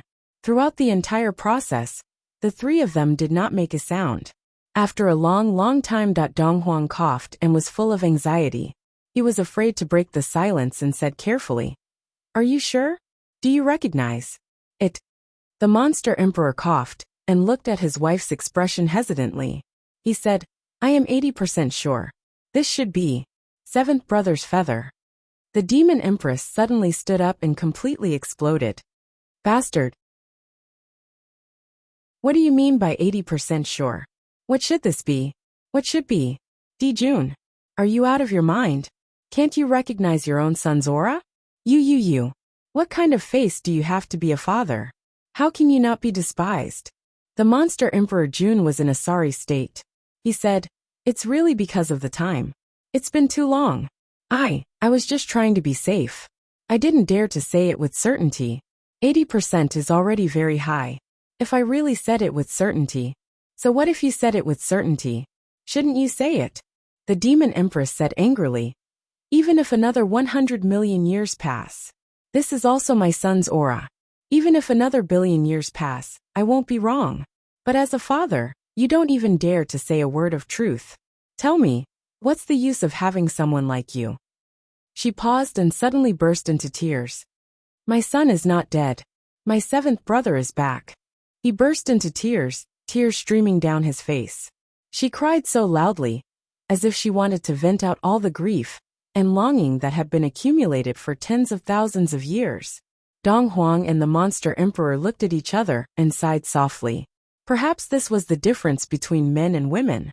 Children were their own children, but men's hearts were always not so meticulous. Although they would feel sad for a long time after the death of their children, as time passed, the original memories would slowly disappear in men's hearts, become faint and indifferent. But it was different for women. If their children were by their side, they wouldn't do anything. Instead, they would be impatient. They would scold them today and beat them tomorrow. But if one of them disappeared, then this child would forever be in their mother's heart and couldn't be erased for the rest of their lives. As time passed, that child's image would become clearer and clearer. It would become a pain that couldn't be erased from the bottom of their hearts. Even if that child wasn't the most outstanding one among the children, after passing away, in their mother's heart, it would only become more and more beautiful. It would surpass all the other kind of beauty. It's my seventh brother. My Cheonger. It can't be wrong. It can't be wrong. The demon empress burst into tears, venting the depression that had accumulated for countless years. After a long while, her sorrowful voice began to linger with the joy of regaining what she had lost. Dong Huang coughed. Under his elder brother's forceful gaze, he gathered his courage and asked, "Sister-in-law. Big sister. As a brother, I have to ask you. Are you sure?" The demon empress flew into a rage and kicked him out. She said angrily, "How can I mistake my own child? Do you think I'm a fool like Dijun? Even his own son was suspicious of him? If you weren't sure, would you go through so much trouble to turn back and ask me? He's unworthy of being a father, and you're also unworthy of being an uncle." Ah! The two brothers looked embarrassed. "You two are a pair of bastard brothers. Even if I made him wear a green hat, with such a pure gold crow bloodline, who could make him wear a green hat?" The demon empress scolded. She became more and more agitated and spoke more and more carelessly. The two brothers looked even more embarrassed. "Sister-in-law, be careful with your words." Dong Huang Taiyi's forehead was sweating, and his eyebrows were twitching. "How would I dare? Get out of here." The demon empress was furious. Dong Huang ran out in a sorry state. "And you get out of here too." The demon emperor followed in Dong Huang's footsteps and ran out in a sorry state as well. Standing under the fusang tree and listening to the mournful cries above, the two brothers sighed and patted each other's shoulders. "Big brother, it's been hard on you. I only know now that marrying the demon empress and becoming the demon emperor is actually so difficult." Second brother, it's good that you understand. Sigh, so many years have passed. Ahem. It's your great fortune that big sister is willing to marry you. Are you trying to act innocent in front of me? If big sister doesn't like you, what do you think you did?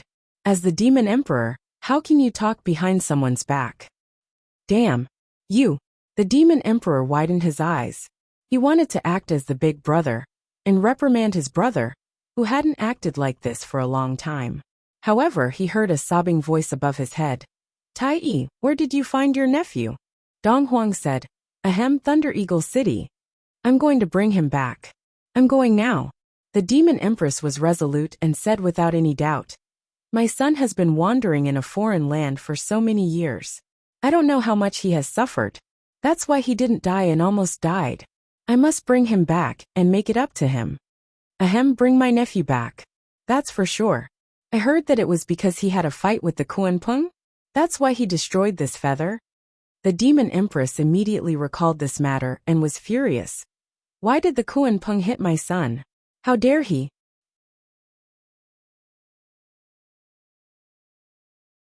Chapter 1350. Ahem, that's not the case. There is indeed a reason for this. When Kuanpeng realized that something was wrong, he had already held back. Otherwise, this feather would not have been preserved. Dong Huang Tai hastily explained everything. Otherwise, Kuanpeng would probably be tortured to death by the demon empress with just this explanation. Back then, when the seventh prince went missing, the demon empress almost stewed the Kuanpeng demon master. Now that it happened again, the demon empress probably did not even need to do it personally. Kuanpeng would have suicidal thoughts. She quickly explained to him. "Snatch the treasure? The red lotus of the Nether River? How dare you, Kuanpeng? How dare you compete with my son for the treasure?" Dong Huang sweated profusely. Even Kuanpeng couldn't snatch that treasure. "My son is really awesome. Even an expert like the Kuanpeng demon master can't defeat him." The demon empress looked proud and gratified. Dong Huang and the demon emperor looked at each other and felt a little tired. Anyway, they couldn't say anything now. They just had to shut up. Everything would be easy to talk about when the demon empress calmed down. However, if he said something that was caught red-handed, it might really turn into a nightmare for hundreds of thousands of years. I want to set off immediately. The demon empress was impatient. She was overflowing with words and took action. No, Dong Huang and the demon emperor said at the same time. The Western sect is setting up a trap there. It's too dangerous for you to go out alone. So what if it's dangerous? The demon empress narrowed her eyes and said indifferently, Do you think that I'm a weak human woman? Do you want the three of us to have a fight first? Let's see who's stronger and who's weaker? No. That's not what I meant. The demon emperor sweated profusely. Dong Huang's forehead was covered in sweat as well, and he finally thought of a reason and said hastily, Presently, the biggest problem isn't if we should immediately leave for Thunderhawk City. The biggest problem is, after Ye Qiong and the Rock exchanged a palm strike, they immediately fled into the distance, and we don't know where they've gone to now. Moreover, after so many years, there has been no news of Ye Qiong. Even her Destiny Soul tablet has been shattered. Where did the huge strangeness of the past come from? How can we enter a dangerous place before we have a clear understanding of these matters? Even if you aren't afraid, Yaqiong is. It's not safe for the child if you suddenly make a move. At the very least, we have to figure out where Yaqiong is now, what force she belongs to, or which direction she's in. Only then can we make a move. Dong Huang tried his best to break down the crumbled pieces and analyze the situation. The demon emperor chimed in. That's right. That's right. That's right. Second brother is right. That's right. That's right. After a long time, the demon empress finally calmed down. He took a few deep breaths, and his eyes flashed. You too, from today onwards, pay close attention to any news about my son. Once you discover anything, you must inform me immediately. If you dare to hide anything from me, Dijuan, I will divorce you immediately. Emperor Jun was shocked and blurted out, Really? You? The demon empress was instantly enraged. She was truly enraged.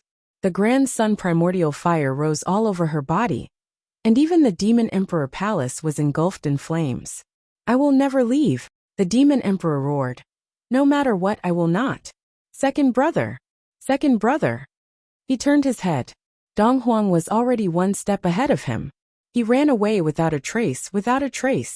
In the blink of an eye, Dong Huang had already returned to Dong Huang Palace, but he could still hear Emperor Jun's voice. Second brother, save me. Please persuade your sister-in-law. Second brother, you have to testify for me. How can I be that kind of? Dong Huang nimbly raised the soundproof barrier. I finally escaped from this place, and you still want me to go back? Big brother, you are not only handsome, but you are also dreaming. Once he made up his mind, he let out a long sigh of relief. That was close. On the other side, Zhou Xiaoduo led Zhou Xiaonian, Bai, Jiao and Yin Shirsi into the space exterminating tower like a swarm of bees. Behind them, the mosquito Taoist was almost chasing after Zhou Xiaoduo's tail. However, as soon as they entered, heaven and earth turned upside down, and yin and yang became chaotic. An unprecedentedly blazing grand sun primordial fire surged, and with it, the space exterminating tower was shut down. Swoosh! Xiao turned into a grand sun in the sky, and the unstoppable true fire blocked Zhou Xiaoduo's back and collided with the mosquito Taoist. It was completely disregarding its own safety. Its mission was only 1 second. It only needed to fight for 1 second. It only needed to give Zhou Xiaoduo enough time to turn around after entering the space exterminating tower. Zhou Xiaoduo, Little White, Little Jiao, and Zhou Xiaonian Yin Shirsi had just entered the Tower of Annihilation. They split into two and stood up, watching as the door to the Tower of Annihilation closed. Then, a loud explosion shook the entire space of the space exterminating tower. Da Zhao's grand sun in the sky was smashed into pieces by the mosquito Taoist. Jia, Xiao screamed miserably as she was sent flying 8,000 li away like a rubber ball. Her body slammed heavily into the mountain, smashing countless spirit herbs along the way. She even smashed a hole that was no less than a few dozen meters deep into the mountain. Lying in the hole, he was dying. His head tilted, and he passed out. Before he passed out, he only had one thought. Mama, what did you do to provoke? Black smoke was rising from the cave entrance in spirals, proving that although Xiao Xiao was injured, she was still alive. The mosquito Taoist felt his blood boil after being hit by Xiao. Xiao was a pure-blooded member of the royal family. He was blessed by the heavens and had a natural advantage over other members of the demon clan. Although the mosquito Taoist was also a Khanate spirit, he was still restrained by the fate of the royal family that Xiao carried. Moreover, the collision was so sudden that even if the mosquito Taoist could bear it, he still felt uncomfortable. He paused for a moment. However, the mosquito Taoist was a tycoon in the untainted land, a top figure in the world. He stopped and looked around with a cold smile. Seeing that there were mountains, rivers, and heaven and earth, he sneered. So it's a paradise. Do you think you can trap me here? He looked around and said calmly, it's a good place. I have to thank all of you for thinking that you're smart and self-righteous. Now, I declare that this place is mine. Zhou Xiaoduo and Zhou Xiaonian were in the sky. They turned around and faced the mosquito Taoist with their hammers and swords in their hands. They looked calm, but their hearts were unprecedentedly heavy. The guy in front of them was really difficult to deal with. No wonder he was an ancient fierce beast, a primordial alien. When they fought with him before, Zhou Xiaoduo and Zhou Xiaonian both used their full strength without holding back, but they still couldn't gain the upper hand. Instead, they felt that it was difficult to use their strength and were constantly being suppressed. It was the first time they had encountered such a situation since they started their cultivation. Moreover, that was under the situation of the two of them working together. One must know that when the two of them worked together and complemented each other, their strength would increase exponentially. The guy in front of them was an unprecedented enemy, but now he was in the Tower of Destruction. Hehe. Mosquito Taoist? Bloodwing Black Mosquito? A primordial alien? Zhou Xiaoduo looked at the mosquito Taoist and said calmly, surrender. Surrender and hand over your primordial spirit. This is your only way out. Given the foresight of your primordial world senior, do you really think that the land is limited to blessed lands and grotto heavens? I'm not afraid to tell you that this place is a world of its own. It's out of this world. Surrender? The mosquito Taoist laughed and said, you? A world of its own. Yes, this place is really a world of its own. It's not just a paradise. But where are the sun, the moon, and the stars? Where is the way of heaven in this world? It's just an incomplete world. How dare you force me to surrender? You human brat, are you dreaming? Do you really think you can bully me at will? Zhou Xiaoduo narrowed his eyes and said, it seems that you want to die. The mosquito Taoist shook his head disdainfully and said, I can't even see the tiny primordial merit. How can this be? Before the mosquito Taoist finished his words, something happened. The sword light shot up to the sky, shining brilliantly. A magnificent sword light shot up to the sky and formed a bright yellow palace in the air. The light and the color were so sacred that they seemed to be purifying the world. The next moment, an unparalleled power came to this world. As the Wahuang sword showed up, a spiritual strength rippled in the void. Mosquito, why don't you surrender now that you see me? Her Majesty Emperor in Viwa. The mosquito Taoist was shocked. His face turned pale, and he was so scared that he almost turned around and ran away. I surrender. To you. You're the Wahuang sword. Only the sword is here. Damn it. Tuer scolded loudly. Her Majesty Emperor in Viwa is not here. You're just a sword spirit. How dare you ask me to surrender? How dare you threaten me? I said I'd sacrifice you and give you another primordial spiritual treasure. He was almost scared out of his wits by the Wahuang sword. He quickly found that there was only one Wahuang sword here, and the person he was most afraid of was not here. Instantly, his trembling heart calmed down. However, he almost peed in his pants just now. It was so shameful. It was such a great shame that he had to kill all the creatures in front of him to wash away his shame. I was actually frightened by a sword. My entire body was still covered in cold sweat. But that fear had now turned into anger. Are these living beings in front of me prepared to suffer my anger? The Wahuang sword was also trembling with anger. You're looking down on me. No, you're looking down on me, right? I've fully recovered, and my strength is much stronger than before. I wanted to show off and show everyone that you're all weak, so I had to show up. But I didn't expect that I didn't scare the mosquito, and it had the opposite effect. It was so shameful.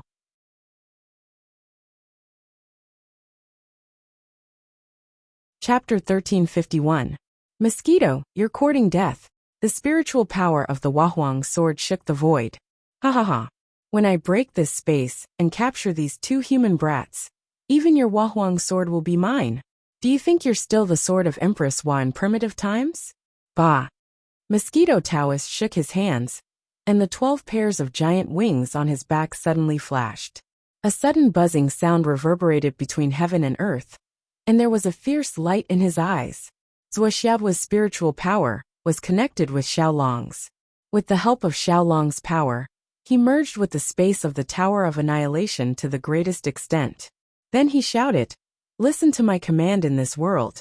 Don't touch this enemy's spiritual power. Heaven and earth, kill him together." Whoosh, whoosh. Whoosh. It was the first time that Xiaolong had done this, but he still tried his best to control it meticulously. Before his voice had died away, the spiritual qi in the space of the Tower of Annihilation showed signs of rolling backward, and was rapidly drawn away from Mosquito Taoist.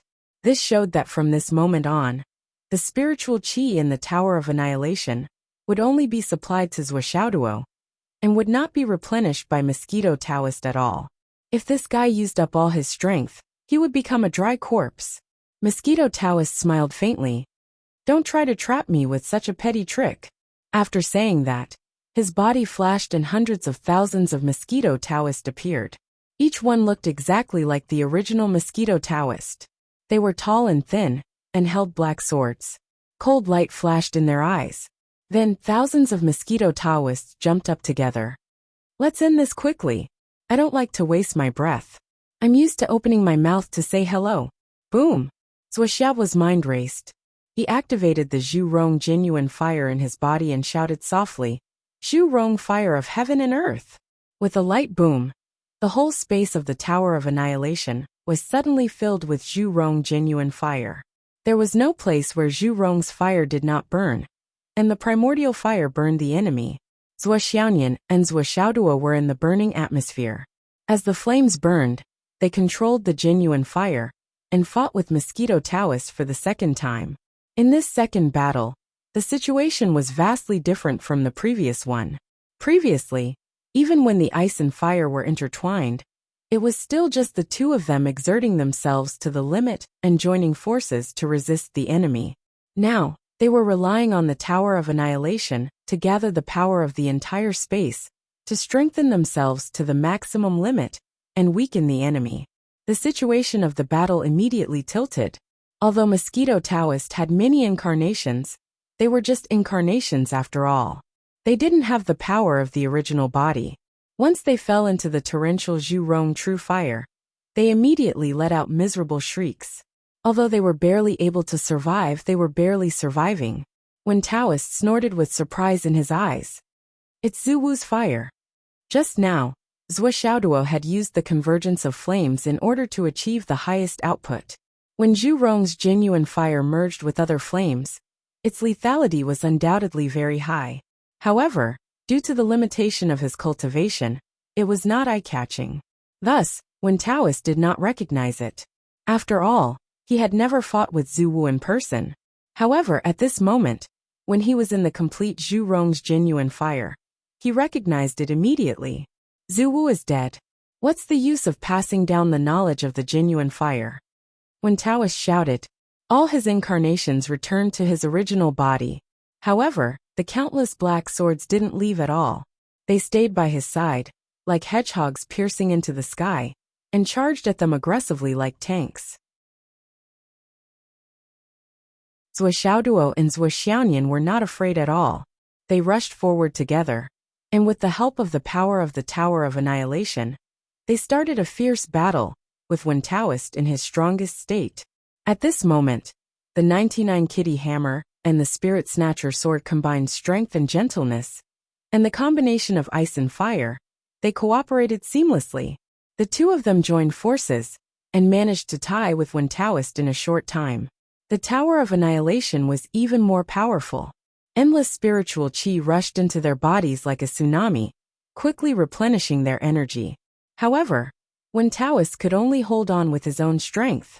Although he had spoken arrogantly just now, Taoist Wen didn't realize how sinister this move was until the fight started. For the first time in his life, he felt that he didn't have any supply at all. He was fighting in someone else's territory.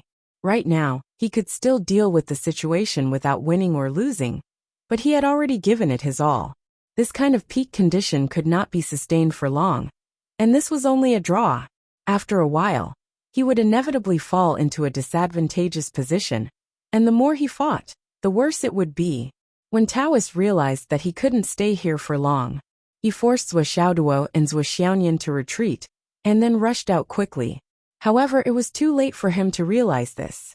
With a soft sound, the Huahuang sword directly turned into a brilliant sword qi. The magnificent sword of merit had cut off a part of Wen Taoist's fate, with only one strike. Xiao Long, who was temporarily attached to the Huahuang sword, hurriedly swallowed the fate. Wen Taoist was extremely angry. Who is it? Who is it? Come out. Despicable thing. There was a hidden one. And this hidden one could even swallow the fate that he had cut off. Wen Taoist was the only one who sucked blood, absorbed the essence, qi and spirit of living creatures, and devoured the spiritual essence of spiritual treasures. He didn't expect that there was someone who could swallow his fate. For a moment, Wen Taoist was completely annoyed. Wen Taoist was not afraid at all if it was only a battle of consumption. Even if the opponent had a supply, and he didn't, he was confident that he could hold on until the end with his hundreds of millions of years of accumulation. Even if he had to wait until the two human babies' hair turned white, he was absolutely sure that he could win. The Huahuang sword was a sword of merit, which could cut off the fate. This was a concern, but he was not afraid. As long as he won, he could still take back the fate. After all, it was just a temporary loss. As long as he won, even the fate of this world would belong to him. Why should he care about the temporary loss? But now, there was a special existence beside him that could swallow the fate. This change made Taoist Wen terrified directly.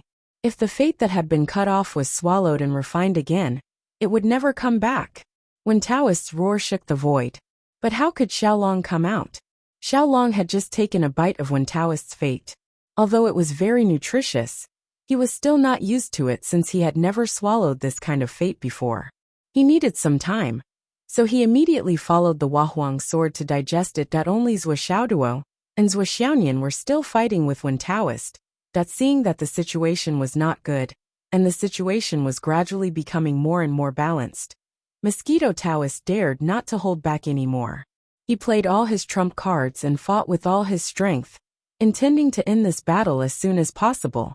All kinds of magic treasures were used. In an instant, Zhou Xiaoduo and Wen Taoist were caught unprepared. As Wen Taoist fought with all his strength, Zhou Xiaoduo and Zhou Xiaoyan tried their best to keep the battle line stable. But the space for them to move was getting smaller and smaller. This battle turned the world upside down.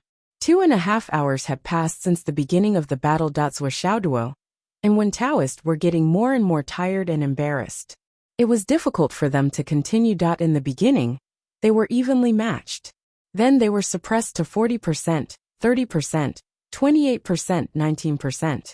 Now they were almost completely beaten up. Shit, hurry up. Zhou Xiaoduo's face was red as he urged Wen Taoist to hurry him up. Xiaolong finally finished digesting the fate from Wen Taoist. He flew up again with the Huahuang sword, rushing back and forth in the air, waiting for an opportunity to attack again. Wen Taoist was so angry that he shouted furiously, "Don't come here." At this moment, a black light suddenly shot out from Zhou Xiaoyan's hand at an unimaginably fast speed. The god-killing spear. Yan Shirsi. Although Yan Shirsi had completed his transformation, he was still not strong enough to participate in a battle of this level. Even if he did, he could only make one attack at most. However, this one attack was enough to have a considerable impact on the battle. Yin Shirsi turned into a shining light spot and rushed into Wen Taoist's sword light at an incredible speed. Dang! A crisp sound rang out, and it actually pierced a hole through a black sword along the way. Whoosh! Yin Shirsi's desperate attack pierced through one of Wen Taoist's wings. A stream of black gas suddenly shot out into the distance. The god-killing spear Yin Shirsi was extremely focused on this attack. He used too much strength and couldn't stop in time. In the end, with a puff sound, he drilled into the mountain with half of Wen Taoist's wing. It made sense. What kind of mountain could withstand such a powerful penetrating force that could pierce through half of Wen Taoist's wing? Bird. It was supposed to be, I'll go. But the sound of it sinking into the mountain was so muffled that it became bird. However, none of them cared about this detail. They had to seize the opportunity quickly. When Taoist snorted, Zuoxiao's hammers fell fiercely. When Taoist blocked with his long sword, but a crisp sound was heard. That black sword was actually broken. After a series of fierce battles, the black sword, which had collided with the hammers countless times, was broken. In fact, it was not surprising. Although Yin Shirsi was only one person, his foundation was the god-killing spear. His attack was not an ordinary one. The black sword was damaged by the god-killing spear. Naturally, it couldn't bear the heavy bombardment of the 99 Kitty hammer anymore. However, Zuoxiaoduo, who had succeeded in his attack, was still hurt. He spat out a mouthful of blood and staggered backward. A stream of cold air came like lightning. When Taoist shook his body, and another sword appeared in his hand. He blocked the spirit-seizing sword, which was one step behind Zuoxiaoduo. However, at this moment, something unexpected happened. The ice spirit suddenly appeared on the spirit-seizing sword. This was the first time the ice spirit had appeared since the battle with Wen Taoist. Once it was spat out, it would be extremely cold, and extremely cold, the number one cold air in the world. Wen Taoist had been prepared for this. As a primordial almighty, he was experienced and knowledgeable. A divine weapon like the spirit-seizing sword must have a sword spirit. Otherwise, how could it withstand his black sword? Thus, even though Lil Duo's appearance was abrupt, he was still not surprised.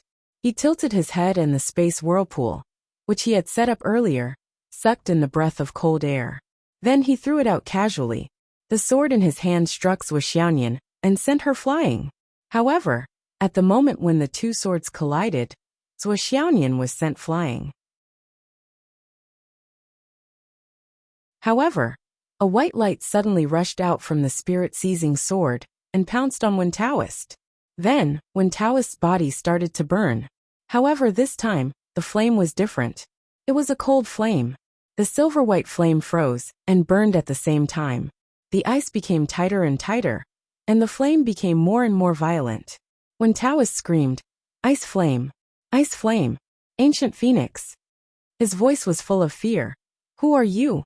Who are you?"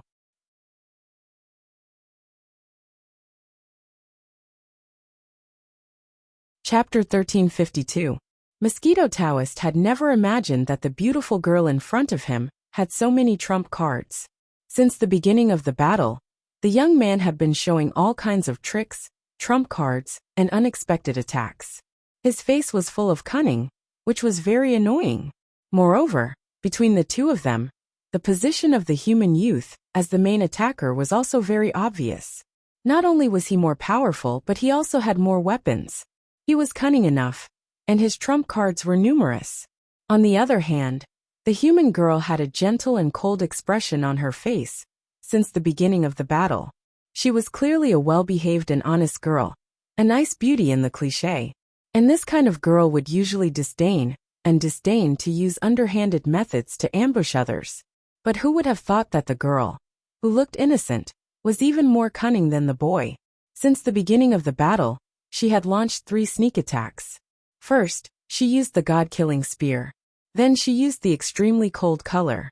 Then, she used the extremely cold air, which made it impossible for Mosquito Taoist to defend himself. What was more, she used the unique skill of the Phoenix tribe, which had never been used before, Ice Flame. This was the supreme unique skill of the royal family of the Phoenix tribe. Compared to the Nirvana True Fire, this Ice Flame was more lethal.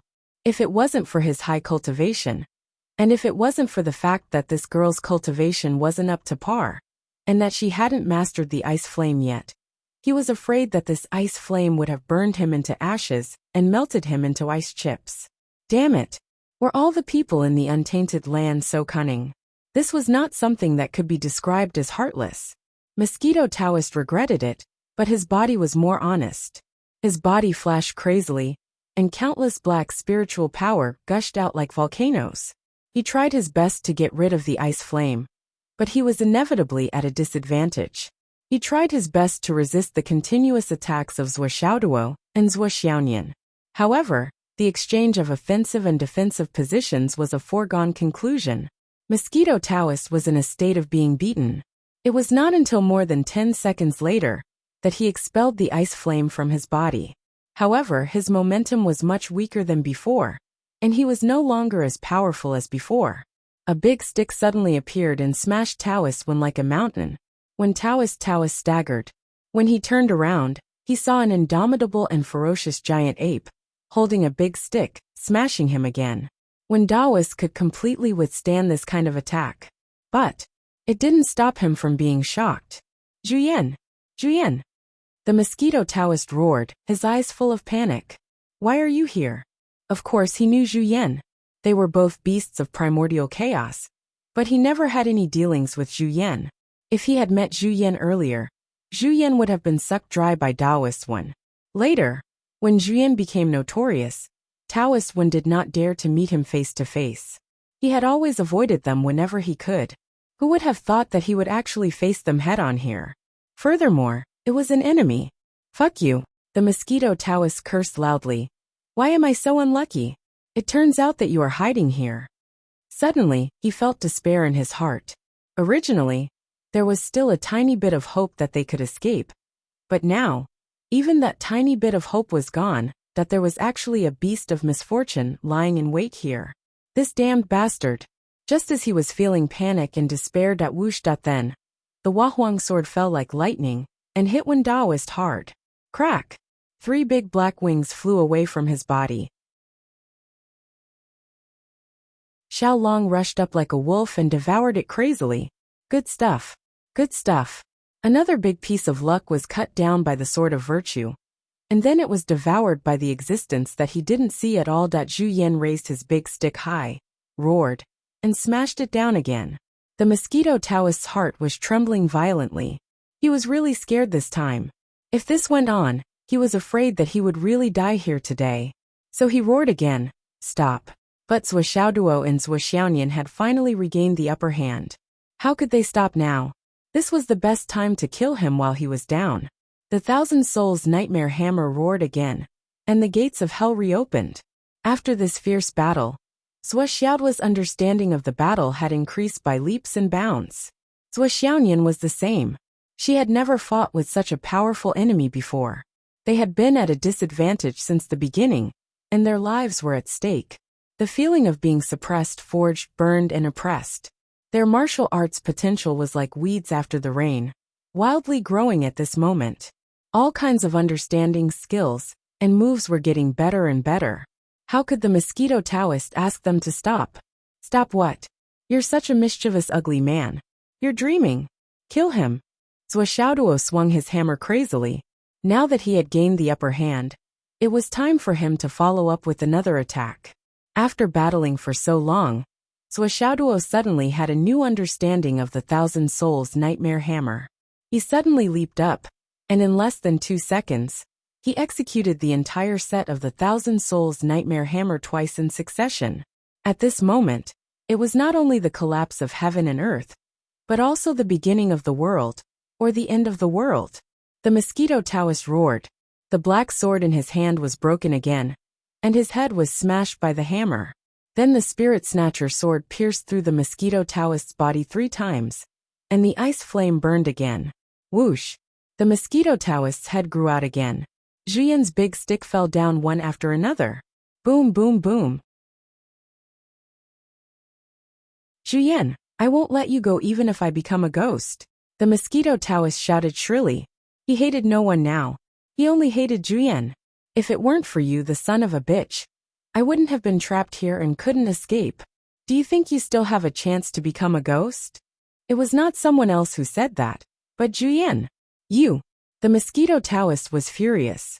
Shut your stinky mouth. It would have been better if someone else said that. But Julian's words were fucking. His mouth had been blessed by the way of heaven. I hate you so much. The Wahuang sword kept flashing. More than a dozen swords flew back and forth between the mosquito Taoist's body. The god-slaying spear also took the opportunity to break through the defense of the mosquito Taoist's body and rush out from the other side. The mosquito Taoist's broken body retreated hundreds of miles, and the black light kept flashing crazily, that the smashed head grew out again in an instant. But his body was so broken that he could barely stand. He spat out a mouthful of blood. His face was ashen, and his eyes were full of despair. Bullies, this is too much. The mosquito Taoist was indignant. Can you be any more shameless? This place is yours, and the way you fight is a group fight. Those who participate in the fight are either the most powerful members of the Phoenix clan, Zhu Wu's true fire, or Khanate spiritual treasures. One hits the body, one burns the soul, one cuts the fate, and one swallows the fate. That you guys have a clear division of labor, that what the fuck. And the weapon has the starry sky eternal stone. The injury caused by the weapon required merit points to heal. I'm a Khanate ferocious beast. How many merit points do I have after so many years? And Julian. And this thing is suppressing the fate. Cutting off the cause and effect. What made the mosquito Taoist speechless the most was the thing that made him feel disdainful before, but now he was speechless. You guys even mobilized the spiritual chi in this space to such an extreme. I can't even absorb some spiritual chi to heal myself. I can only hold on by consuming my own foundation. Who could stand such a shameless way of fighting? The mosquito Taoist was seriously injured, and his fate had been swallowed by the enemy. With so many losses, he had no strength to resist the enemy's strength and earth chi. That a white light flashed in front of him, and a ball of ice flame came at him again. On the other side, Zhu Rong's true fire was condensing on the hammer. I'll fight you to the death. The mosquito Taoist roared, and the ferocity of the ancient ferocious beast in his bones was completely aroused. With a roar, the light of Buddha shone from his body. Bathed in the light of Buddha, he seemed to be burning in another way. Then he rose into the air and rushed towards Wuxia fiercely. It's one thing that I can't win today, but I'd rather die than drag this guy down with me. Wuxia roared, and his body spun rapidly. Then the mosquito Taoist was shocked to find that damn it. The pair of hammers had turned into two mountain-like meteor hammers. You're blocking me from getting close to you. With a boom, the hammers smashed down like a thunderbolt. A whirlwind with the sun, moon, mountains, and rivers flashed in and out of the whirlwind. Like a storm, it attacked the mosquito Taoist from a distance. On the other side, Zhuo Xiaoyan didn't attack anymore. She asked the sword spirit Xiao Duo to control the spirit-snatching sword. The sword flew back and forth gracefully, aiming to find the loopholes in the mosquito Taoist's defense. As long as there was a chance, it would strike. The Wahuang sword also flew back and forth. When there was a chance, it would strike and only take away a piece of fate. Xiao Long just kept eating to his heart's content. The god-slaying spear, Yan Shirsi, was also looking for a chance. When he found a chance, he rushed forward with all his strength to create more holes. Julian flew in circles with the big stick in his hand. When there was a chance, he would strike fiercely. And Xiao Duo finally pulled itself out of the cave. It flapped its wings and flew in the air. This time, it didn't turn into the sun. Instead, it condensed the grand sun true fire into a flaming sword. It flew back and forth, waiting for a chance to strike. Maybe it was because the attacks in front of him were so magnificent and colorful that when Taoists completely ignored Little White and Little Jiu, who were hiding in the 9-9 kitty hammer. Every time when Taoist attacked, Little Jiu would sneakily take a breath of when Taoist chi of soul and power of primordial spirit. Puff, puff, puff. Clang, clang. The mosquito Taoist's mouth was bleeding. He gritted his teeth and tried his best to fight back. Dozens of black swords were broken. Suddenly, with a loud roar, he was hit in the chest by another hammer. Perhaps it was because the injuries were too severe, but a gigantic red-winged black mosquito reverted to its original form, and rolled several hundred meters away. It lay on the ground and twitched like a dead bat. Stop! Stop! I surrender! The mosquito Taoist cried weakly. Don't accept its surrender! The Wahuang sword shouted. I've collected 3 chapters. I can use them tomorrow. I'm hard-working, right?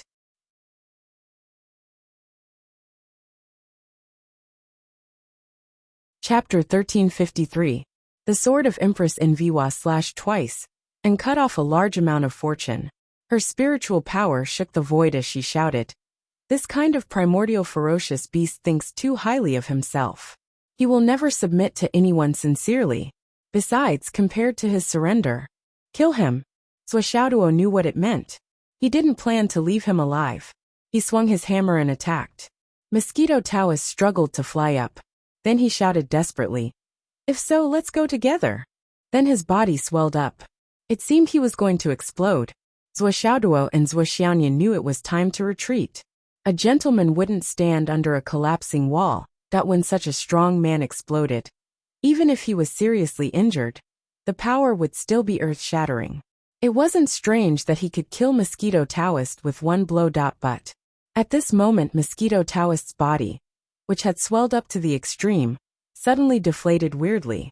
Mosquito Taoist shouted in horror, Get out! Get out! Zhuo was stunned. Who was he asking to get out? What did he mean? Was it a bluff? The next moment, a shadow appeared on the huge black mosquito. She had a slim figure and a high bun. She looked at Mosquito Taoist coldly. Mosquito, you deserve this. Get out. Do you think I'll get out? Please. Get out, get out. The Mosquito Taoist roared in despair, his voice hoarse. You didn't want me to get out before. Why are you begging me to get out now?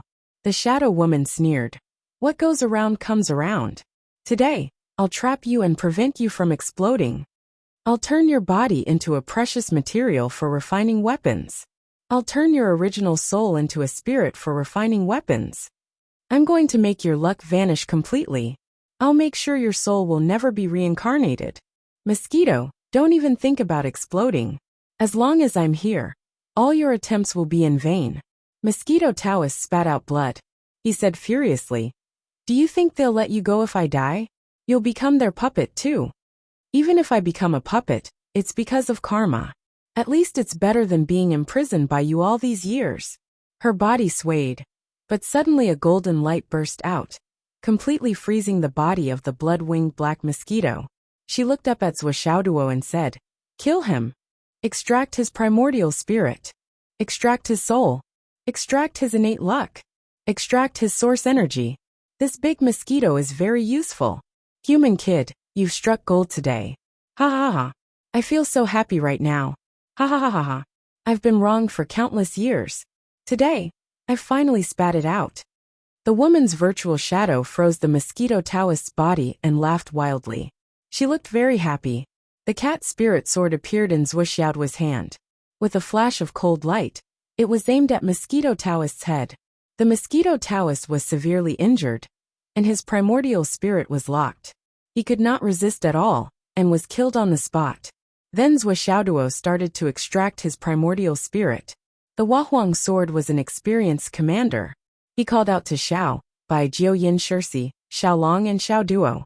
All the divine artifacts lined up, and were distributed according to their contributions. The Mosquito Taoist's body was still shining. Although he was dead, his body was still stubbornly condensed into one. It did not disperse. It'll take some time for the precious materials to disperse. The woman floated out of the Mosquito Taoist's body. Don't worry. He's already dead. At this moment, it's just that his luck hasn't completely dissipated. Okay. Senior, please. Zhuo accompanied the woman's shadow to sit in the living room. The woman's shadow had an extraordinary origin. She was able to stop the Mosquito Taoist from exploding himself at the last moment. However, she was only a primordial spirit after all. She posed no threat to Zhuo and the others. Senior, may I ask who you are? Zhuo pushed out a bottle of laurel honey and opened it considerately. The woman's eyes lit up. She said with a smile, Thank you. It was the best thing for primordial spirits. His soul directly leaned against the bottle. And in the blink of an eye, the bottle of laurel honey was completely clean. The woman's primordial spirit shadow became visibly more real. Sitting upright on the sofa, his movements were extremely calm. That kind of graceful and calm demeanor of an expert who was proud of the world was fully displayed. May I ask, how many years have passed since the god investiture calendar of the primitive era? The woman's shadow finally asked after a moment of silence. This god investiture calendar of the primitive era? Zuo scratched his head and looked at Zuo. However, Zuo was also confused. God investiture calendar of the primitive era? What's that? This question was really profound. Even Li Chenglong, who was familiar with the history of astral souls, might not be able to answer it, let alone the two of them. Zuo racked his brains and recalled that he seemed to have read a book called God Investiture in his dream. But his memory was really blurred. It was as if he had never read it. If it weren't for the two words God Investiture, he couldn't connect the dots. But was there any connection between that and the real world? If he said it casually, would it give people a far-fetched feeling? Was he going to tell them that he had a dream and was actually alive hundreds of thousands of years ago? Zuo thought for a while. He felt that the possibility was really low. He'd better not embarrass himself. The woman's shadow sighed softly. It seems that it's been too long. So long that people don't even remember that era. Her eyes turned into melancholy. Zuo asked carefully, "May I know your name?" He had asked this question just now, but the woman didn't answer. Obviously, she didn't want to answer. However, Zuo was really curious and couldn't help but ask again. The woman was lost in thought for a while and said with a bitter smile, "I'm just a remnant soul. What kind of name can I have? If I tell you my name in the past, wouldn't it be a disgrace to my master and my fellow disciples?"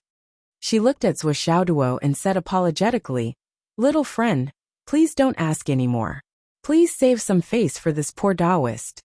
Zuo was a little embarrassed. He touched his nose and said, "If you have something to hide, I won't ask." The woman smiled and said, "But no matter what, you're my benefactor. No matter how you're going to deal with me, you freed me. This karma must be paid." Zuo understood the meaning of her words. Obviously, she was testing how he was going to deal with her. He waved his hand and said, "The fate of the world belongs to karma. You've escaped from the disaster, and you're blessed in the future. If you have any inconvenience, just tell me where you're going, and I'll find a way to send you back. If you really don't have a place to go, you can stay here with me. As for the method of rebuilding your body, I can also do my part." Zuo didn't make it too clear, nor did he say that he was going to die. Now it was the world of great battles. If this woman belonged to the astral souls and was hostile to the human tribe, Zuo would still fall out with her and deal with her. And with this woman's intelligence, she naturally understood the meaning behind his words. This brat, is he trying to recruit me? His appetite is quite big. The woman broke into a smile and said sweetly, "Little friend, you've helped my remnant soul to survive. I really have no place to go at the moment, so I'll be thick-skinned and stay with little friend for the time being. If little friend has any questions about cultivation, you can ask me for advice." With such an ending, both sides were naturally happy. Zuo was not stingy. He gave her a few bottles of laurel honey for her to recuperate. Anyway, it was just a primordial spirit, and it was imprisoned. It was not a threat. Then he went to check his gains. At this moment, the mosquito Taoist was truly dead. His soul had dissipated. A great way was integrated into the space of the Tower of Annihilation, causing the space of the Tower of Annihilation to undergo a qualitative change. In midair, black clouds started to form. Vaguely, there was a sense of yin and yang, and the Tao was overflowing. The great way from the great ancient demon can cause such a change in the Tower of Destruction. It's really unexpected, but it's a good thing. It won't be too much even if there are more sections. No one knew better than Zuo how many things his Tower of Destruction had devoured. Now it was unexpectedly nourished by a great way, and achieved such results. It was beyond his expectations. He was especially eager for the future. In this world of great battles, There were many primordial strongmen, like Wen Taoist priest. If he could, wouldn't it be wonderful? In addition to the Taoist connotation of the Great Way, and all kinds of good things that had been shared by the family, the inner elixir of Wen Taoist priest, which was kept by the Huahuang sword, was the top thing left by Wen Taoist priest. Senior, may I ask what is the use of this thing? Or how to use it? This is the inner elixir of Wen Taoist priest, and at the same time, it is the accumulation of his essence. If you try to figure out this inner elixir with your own divine soul, you can absorb Wen Taoist priest's lifetime experience and various divine senses. You can even comprehend Wen Taoist priest's technique of thousands of incarnations from it. But it depends on the user's cultivation and a little bit of luck. It may not be possible to get what you want. The woman's virtual shadow was full of emotion. She said, since the untainted age, Wen Taoist priest rarely walked around the world with his original appearance. I didn't expect that this time. He came out with his original body. It's really the time and destiny. In the cultivation tribulation, if you are not a sage, how can you avoid the tribulation? Those bones and wings. How to use them? Those are the best materials for refining spiritual treasures. One Taoist priest's cultivation has reached the almighty realm, and he is also a special species in the untainted age. His body is full of rare treasures. Even a drop of essence and blood can play a great role, as long as it is used properly. I see. What's this? Zhuo saw Xiao and the others gathered together, and seemed to be fighting for something. He couldn't help but be curious. Which one of these babies was not arrogant? But now they turned against each other because of something? What could be so precious?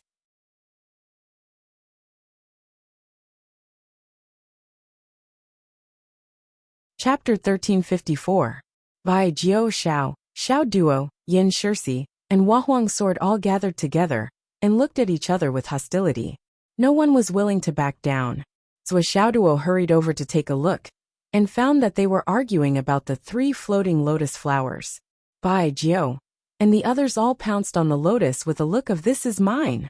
It wasn't just Bai and Jiao who were like that. Even Xiao Duo and Huahuang sword were like that. Even Yin Shirsi, who had never dared to compete with the crowd when he encountered something good, was not willing to back down now.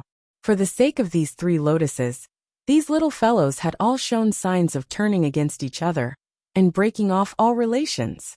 In particular, Bai and Jiao were already secretly contacting Jiao Mai Mai. His meaning was clear. If you dare to fight with me again, I'll give you a blow with my hammer. That the lotus was truly beautiful. So beautiful that Xiaoduo fell in love with it at first sight, almost following in the footsteps of his family. It's actually 3 beautiful lotus flowers. These 3 lotus flowers are faintly connected. It's even more rare. Just this holy and noble appearance alone doesn't seem like something that a devil should possess. The female silhouette couldn't help but sigh. This thing was refined after Taoist Wen's death. Obviously, although Taoist Wen had been working hard for so many years, he had never really refined the treasure of the Western sect. This is a really good item. It's at the level of a top-tier innate numinous treasure. This is the 3rd grade of the Western sect's 12th grade golden merit lotus, which is used to suppress providence. It is filled with merit chi. As she spoke, the woman's shadow realized something. Although the merit treasure was swallowed by mosquito Taoists by chance, how could it be refined by such a vicious demon who was full of sins and had slaughtered countless creatures? Sin and merit were opposites to each other. If Taoist Wen could refine the golden lotus of merits, it would be really strange. The root of the problem should be that the golden lotus of merit had a tribulation that was covered in dust.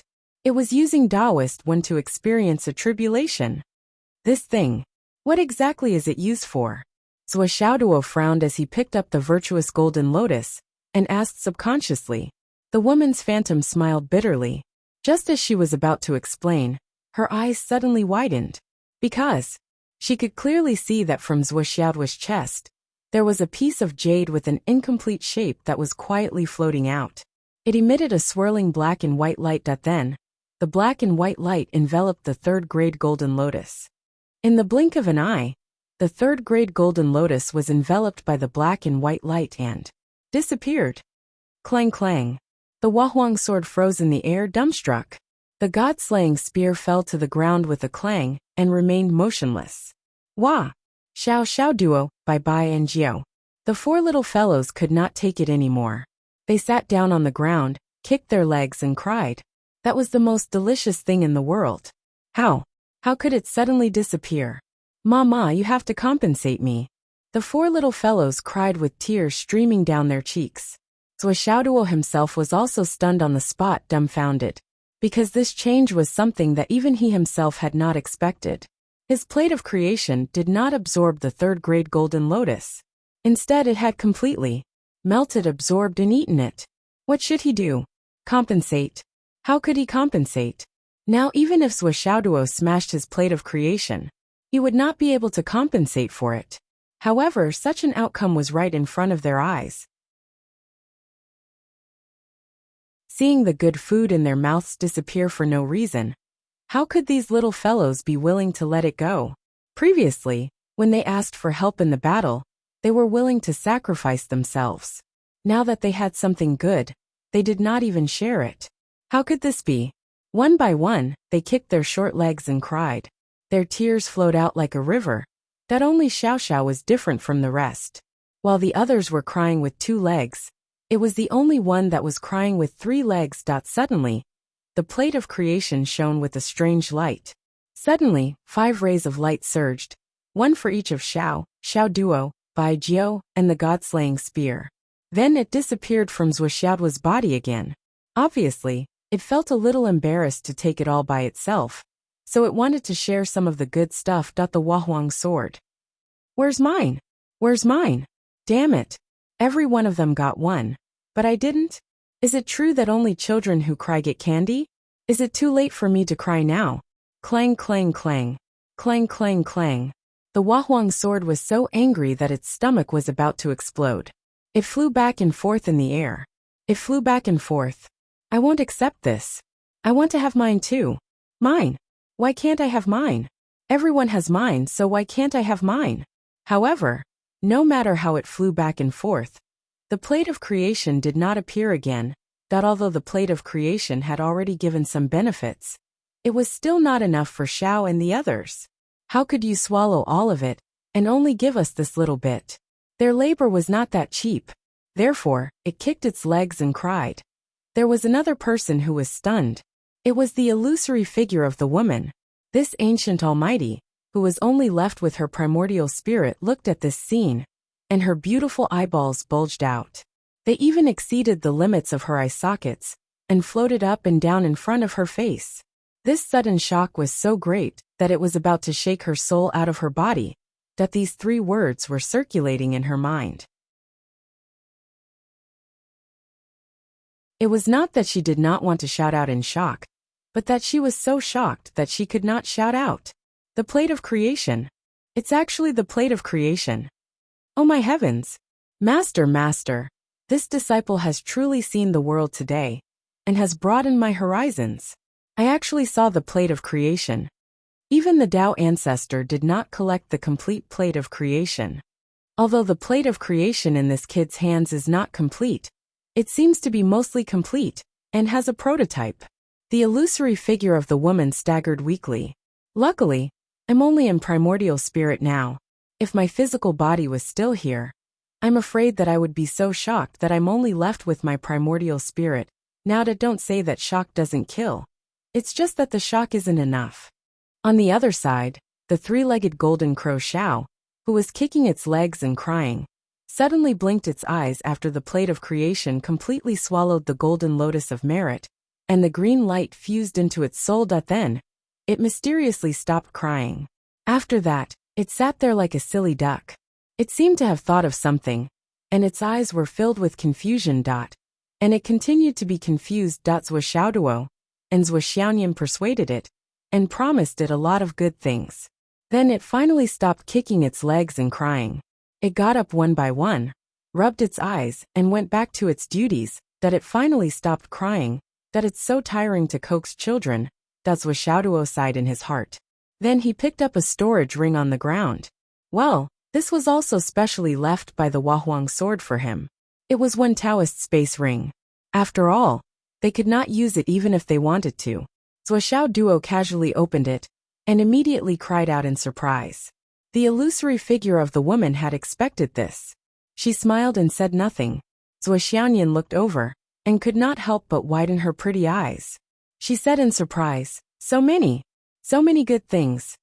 When Taoist's wealth was too great, it was not that Zuoxiao Duo and his wife had not seen the world, or had not seen many good things. There were so many good things. After the return of the demon continent, more than 40% of the super resources in the 3 continents were sent to the space exterminating tower by the big shots. With Zuoxiao's wealth, it was not an exaggeration to say that he was the richest man in the 3 continents. But now, he saw Taoist Wen's collection. There were so many magic treasures, all kinds of spiritual materials, all kinds of weapons, all kinds of elixirs, and many other good things that he didn't recognize. There were so many of them that they piled up like mountains. Even though Zuoxiao Duo was a nouveau riche, he still felt uneasy when he saw the things in the ring. So many. There were simply too many of them. For a miser like Zuoxiao Duo and Zuoxianyan, who had been led astray by Zuoxiao Duo didn't see any benefits from the virtuous golden lotus at all. Instead, it was the piles of heavenly materials and earthly treasures that made the couple extremely happy. We're rich. We're really rich now. We're rich all of a sudden. Zuoxiao's eyes were spinning, and his fingers were trembling, as if they were convulsing. My young friend, you're really blessed. The illusory figure of the woman's voice was full of emotion. As a senior from the untainted land, the woman knew Wen Taoist's divine sense very well. Only she knew how difficult it was to catch Wen Taoist's real body. Even a sage might not be able to catch Wen Taoist's real body with certainty. Which fierce beast from antiquity times did not have many life-saving methods? How could it be so easy to catch its real body? However, the little guy in front of her had killed Wen Taoist by accident. Taoist Wen's death could be said to be muddle-headed and inexplicable. Even when he died, he didn't know who his opponent was. Even the person who killed Taoist, Wen might not know what kind of person he had killed.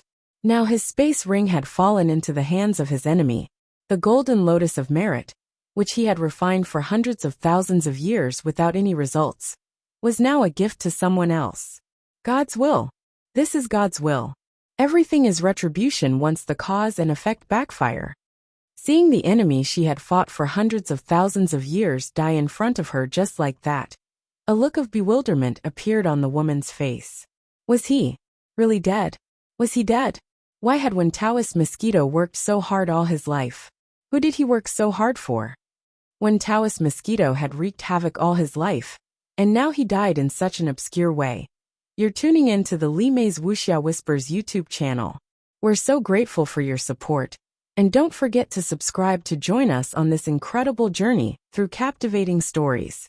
Your generosity through donations truly makes a world of difference, as it's the primary source of revenue that allows me to expand and enhance this channel for you. Thank you from the bottom of my heart for being a part of this adventure.